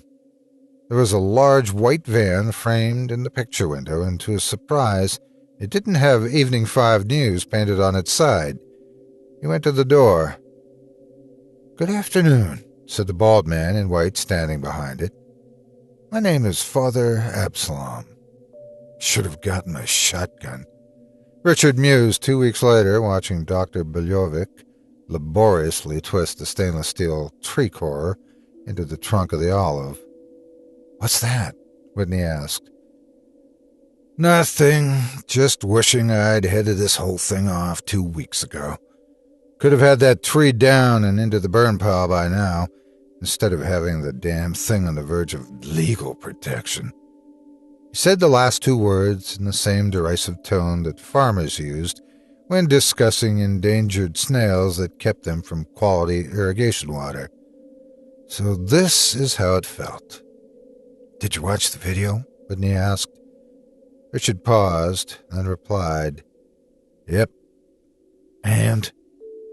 He felt like blushing, not looking towards the anchorwoman, but knowing she was blushing as well. "Is it real?" he asked. She paused, then said, "Yes, it is, unfortunately." Richard didn't doubt it, but he had hoped for a moment that it was all a joke, that maybe that pretty boy from TV would jump out and tell him he'd been punked or something. "How are you?" he asked. She hesitated, and in a tone which was unusually cool considering the gravity of the statement, she said, "I'm pregnant." Richard choked on nothing. "That's what I wanted to talk to you about." "But there was no one else there. There can't have been," Richard said. "I know." 2 weeks prior, Richard realized that he was really beginning to feel his age. A half hour of hammering at the keyboard, and he'd barely been able to get the video file open. "What the hell is buffering?" he grumbled. A small movement caught the corner of his eye. Smoke? He jumped up and rushed to the picture window. Sure enough, there was a trail of smoke drifting into the sky. He rushed outside and toward the field where he could see the cultist white van parked under the tree. There were several of them, more than he thought could fit in the van, all bustling around the trunk. 2 of them were on their knees, bowing to it like tribal voodooists in an old racist action movie. Another one, the one calling himself Father, had started a small fire in a ring of stones. "Unbelievable," Richard shouted. He told them they could look at the tree, since their leader seemed so earnest, but he never said anything about starting a fire. This wasn't the worst time of the year for open flame in the desert. That'd be in a couple of months from then. But there never was really a good time for it. He took a step to go tell them to get lost when a noise came from inside his house. It sounded like several loud pops. He turned and listened. The computer was glowing from across the room, a light flickering against the wall behind it. The video had begun to play. The popping stopped, and another sound grew louder, moaning out of the speakers. Richard squinted. It was the sound of sex. His first thought was that Whitney had sent him porn as a joke. Glancing at the cultists, he waved his hands in annoyance and went back inside, cheeks red. The moans and grunts from the speakers rose in earnest until he reflexively looked around, just to make sure no one else was around to get the wrong idea. Then he sat down and enlarged the video. The progress bar showed halfway through, so he started it over. It started from where the internet version had first cut out, with the camera on the ground, the sagebrush blocking the view, and a tree trunk writhing in the back. A scuffle off-screen sent up a plume of dust and jerked the camera around until Richard could see his own left leg from the waist down, standing motionless against the sky. fingers of his left hand dangling from the top of the screen. More dust blew in from off-screen. A shadow moved across the ground. A brief gasp of surprise came from somewhere, and the rasping metal sound of a bullet being locked into a chamber sounded. Richard saw himself move, lunging forward toward the camera until only his toe was visible. It looked like he was struggling with something or someone. The loud pops that caught his attention sounded again. Gunshots. The half-memory of the loud popping from those confusing moments came back, sounding just like Whitney Whittle's 32 on the computer speakers. Tinkling brass shells fell and disappeared into the dirt. He fought off the fear that maybe he had attacked Whitney Whittle. Maybe she'd tried to protect herself, but was just a bad shot. When the shooting stopped, Richard saw himself walk backwards across the frame, stopping exactly where he had stood before, except that blood now dripped from his fingers. Had he been shot? Grazed? He paused the video and held his hand up to the light. The bright red wound wasn't a bullet wound. It looked like the flesh of his palm had been pinched, as if perhaps he had grabbed the top of the slide on the semi-automatic pistol. Whoever she'd been shooting at, he'd tried to prevent it. He hit play. Nothing happened for a few moments, until the soft sounds of coitus began filtering through the speakers once again. A shadow occasionally flitted across the display. The moans grew louder, more dust drifted. Then with a lurch, the camera jostled again like it had been kicked. Now the trunk of the tree could be seen again, the vines just beginning to grow and twist. Richard saw his whole lower body now in view of the camera. In his right hand he was holding the white panties that the detective had showed him later that day. Signs of arousal were clear in his jeans. "Oh my God," he groaned as he watched himself.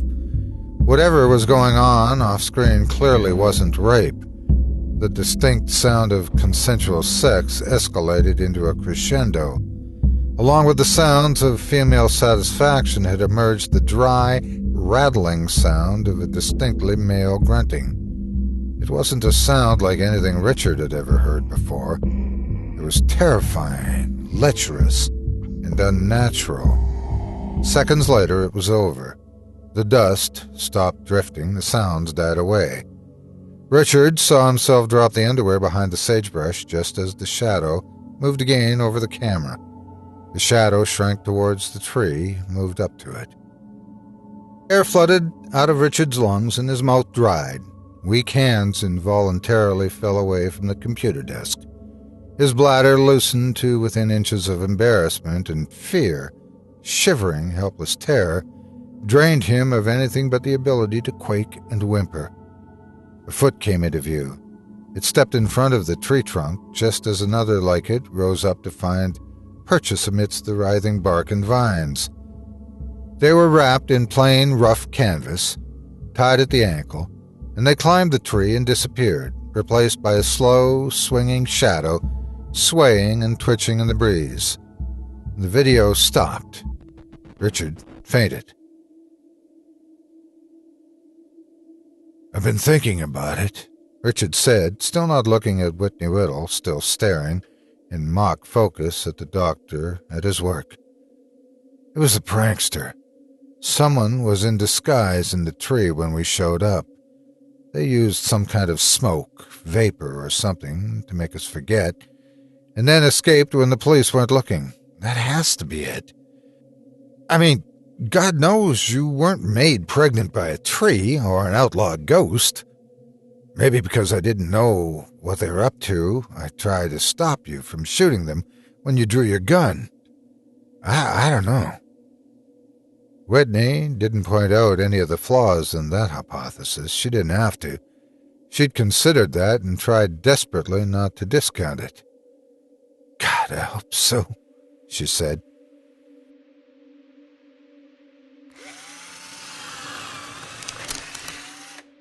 Dr. Adnan Buljovic heard the crackling first and prayed that he hadn't really screwed up by using the 10mm core rather than the 7, like he originally intended.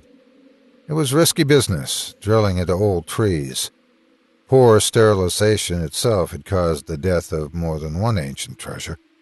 He'd always been careful, but the bark on the olive was softer than he expected, the wood harder. It almost felt like he was drilling into an eastern oak rather than a dry western olive. He honestly didn't know how it would react to the drill. The tree cracked again, louder this time, from deep inside the trunk, audible enough for everyone to hear. Father Absalom gasped, then squealed like a child on Christmas morning. "It begins," he shouted, putting his arms up in the air and looking to the sky reverently. With a bang, the back doors of the white van burst open and half a dozen sweating cultists in white bustled out, rushing the tree. Dr. Beljovic barely had time to register that they were holding ropes and assault rifles before the tree cracked and gradually began to split open. A fissure appearing in its side like it were a balloon slowly bursting. The doctor detected a scent of earthy decay and warm air gushing from the split briefly before he felt the hands of many frantic cultists grab a hold of him and toss him roughly into the dirt several yards away. Deputy Petty fought his natural inclination to draw his pistol at the onrush of fanatics, knowing that he was outmatched, but years of police training made it impossible not to grab for his belt. 2 searing blows to the gut were followed by 2 loud reports from a rifle, and he fell into the sagebrush, holding his bleeding stomach. Whitney screamed, and Richard, heroic despite himself, stepped in front of her, putting his hands up toward the cultists. Father Absalom hadn't changed positions or lowered his hands. He now spoke in a voice reminiscent of big-top cable preachers. "It begins, brothers and sisters. It is the dreams have foretold to me. The voices have spoken. The echoes of the past have rang in my humble ears. It begins again. The cycle of our world is unavoidable, as it is holy, brothers and sisters." Richard stood, frightened, but couldn't help but notice that there were only brothers. There were no sisters. Moreover, most of them were pasty white and looked to have spent more time in cubicles than at altars. Razor burns still prickled on the head of the crackpot holding a gun to Richard and Whitney. What a pathetic cult, Richard thought. I'm going to get killed by a bunch of nerds.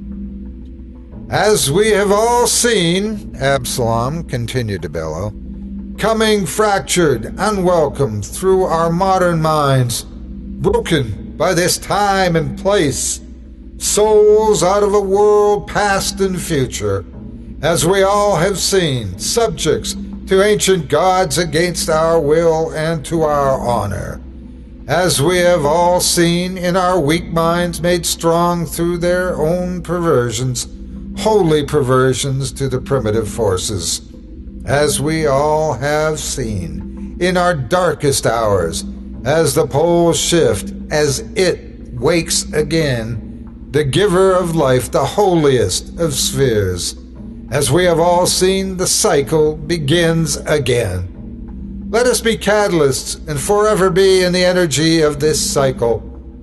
Let the stars above witness the glory of what it has achieved in us, the glorious pinnacle of its perversions." Richard wouldn't make sense of any of the babble. He watched the tree as it ceased to move, a great cleft, exposing a black cavity as though the center of the tree, which should have been little more than a shrub, had rotted out and left a hole down to its roots. The bald cultist, pointing the gun at Richard, lowered the barrel and turned around toward Father Absalom. All the others did the same. Their faces didn't show any happiness or expectation or fear. If anything, they showed resignation, maybe even relief, like someone who'd awoken from a bad dream and knew it was finally over. Dr. Beljovic had used the distraction to crawl to the police jeep and covertly slip inside. The door had been left open, for which he was grateful. He pushed himself onto the seat and found the radio on the dash. The preponderance of buttons momentarily daunted him, but he knew he only had to call for help. He pushed the button on the speaker and spoke the lines he'd seen so many times on serial police dramas. Deputy down, requesting backup. Static hissed back, and a feminine voice, all business, replied, Report location. I don't know exactly. I'm with Deputy Petty. He's been shot. Copy. Reinforcements en route, the voice said. A metallic rasp and snap caught his attention. One of the cultists had heard the static and was pointing his gun directly at the doctor. Dr. Beljovic braced for the worst. Do not fire, Father Absalom said, looking back at the jeep. They needn't be carried with us as unchosen baggage. They are not of its holy mind. Let them bear witness. With that, the cultists, bearing the ropes, flung them over the branches of the tree and began tying knots into the dangling ends.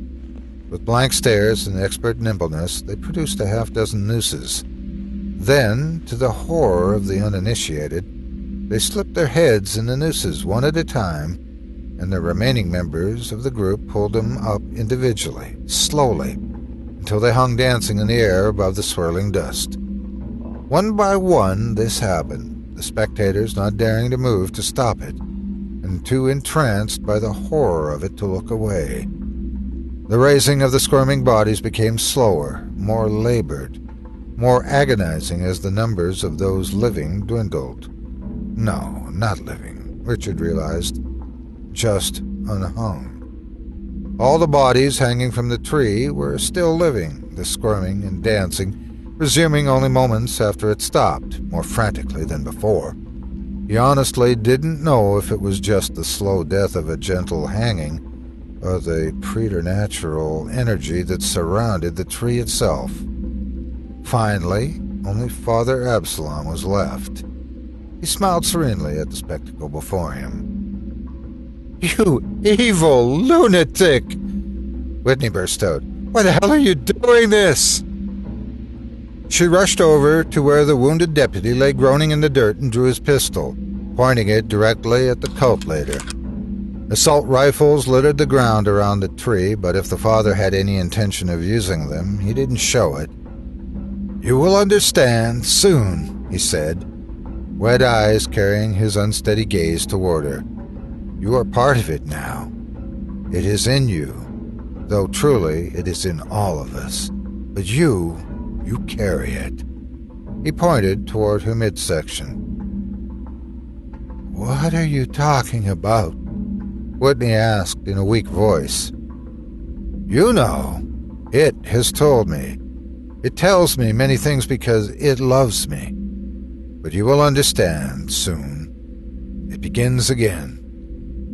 With those words, Father Absalom turned and walked toward the division in the tree. He glistened with the sweat of exertion from heaving the final cult member into the air on his own, but he walked with a light step. The men hanging from the tree continued to squirm and dance.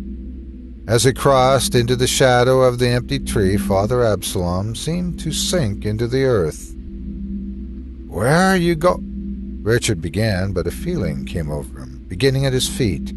He felt tired, exhausted, as if he'd run a marathon and stayed awake for 6 days. It was exactly the opposite of the feeling from 2 weeks ago. Then he remembered nothing.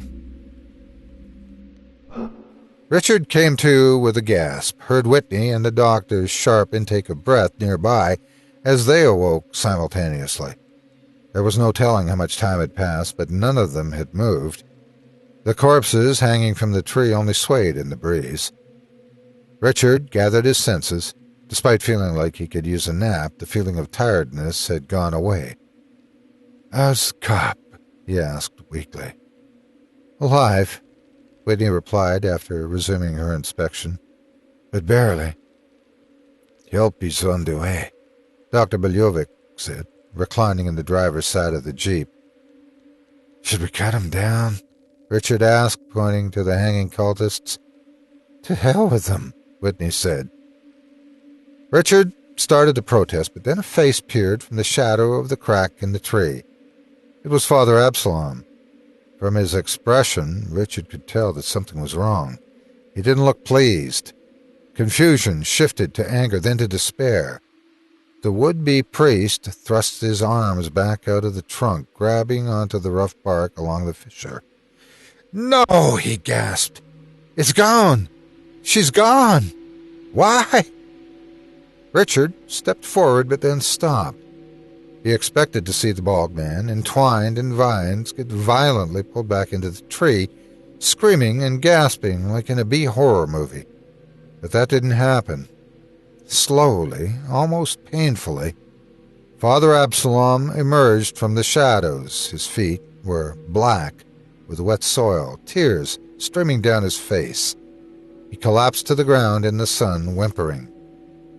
"No love," he said, and then repeated, "No love, nothing. Why is there nothing?" Richard went towards him.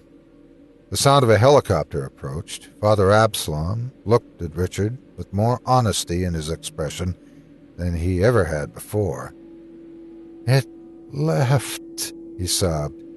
"She cares nothing. Not love, not even hate. Worse, I was not accepted."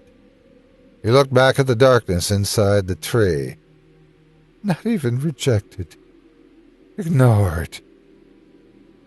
Despite everything, Richard felt the urge to kneel on his side and comfort the crying man, but he didn't. What could he say? He didn't even know what the maniac was babbling about, and he had just murdered 6 people. So Richard just stood there and listened to the helicopter getting louder. With a crack, one of the branches broke. The men, hanging at the furthest end, fell to the ground, tree branch atop them. Another crack, and the other men dropped with a sickening crunch. Leaves fluttered to the ground in an autumn-like cascade. "What's happening?" Richard asked Father Absalom, but the sniveling cult leader didn't respond. He turned to the doctor in the jeep, but Dr. Beljovic had climbed out and was waving to an approaching medical helicopter. Whitney had dropped the pistol and was putting pressure on Deputy Petty's wounds. Richard alone watched the tree die. Father Absalom cried to himself, "Give up! We are as rocks, dirt. There is no sanctuary in the life of man. It comes despite us. Give up! It is coming!" Richard kicked him.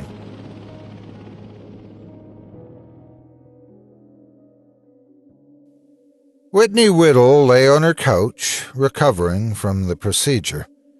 The reproductive clinic was just across the street from Deputy Petty's hospital room, and Richard had driven back for a visit after her, dropping her off.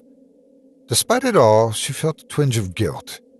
The doctor had said that the fetus would never have survived anyway, given the extent of its apparent disfigurements, but she wasn't so sure. She'd never been pro-choice, but in her head she knew that she had done the right thing. The phone rang and she answered it. It was work. "Hey, got a scoop for you. You feeling up to a trip?" "I might be soon. What's the gig?" It had been a long week and she was happy to get her mind back on her job. "Looks like another viral video like the tree. This one's in England." "I'm going to stop you right there." Now hold on. I know you're still a little off from that whole crazy shootout thing, but that's what makes you the resident expert. King 6 requested you personally. Whitney hesitated. King 6? Regional? National even. What do you say? Give me the link. I'll check it out, but no promises. It's already in your inbox. The video had a voiceover with a Cockney tinge. It told of an ancient figure called Green Man, a fairy kind of creature that represented the spirit of nature. It then went on to tell of how yew trees were sacred and that the particular tree in the video had a special history of being home to the Green Man entity. Most thought it was ancient superstition, but now the branches and vines twisted into the visage of a wise old man that made Whitney think of the wizards from Tolkien's fantasy sagas. The Green Man looked placidly around the acorn eyes as the foliage pulsated. The video had 2 million hits and climbing, and Whitney could see why. She felt a strong surge of something energizing as she watched it, like an after-workout slump being broken by a rush of endorphins. The video zoomed out. In the background, there were people dressed in robes with leaves in their hair. They stood in a circle, awkwardly chanting something that sounded like it came straight out of Middle-earth. One of them, in the middle, was pregnant. The pagans had started to gather. Whitney scrolled down. A new video had been posted. The title read, Tulpa Tree. Buddha effigy appears under banyan. Must see. This one took place in India. The still frame featured a pixelated image of a fat man made of leaves and branches, sitting serenely under a tree. Whitney exited the browser and shut off her computer with trembling hands. She wasn't going anywhere. She wouldn't have to. Pretty soon, the whole world would know that it was here.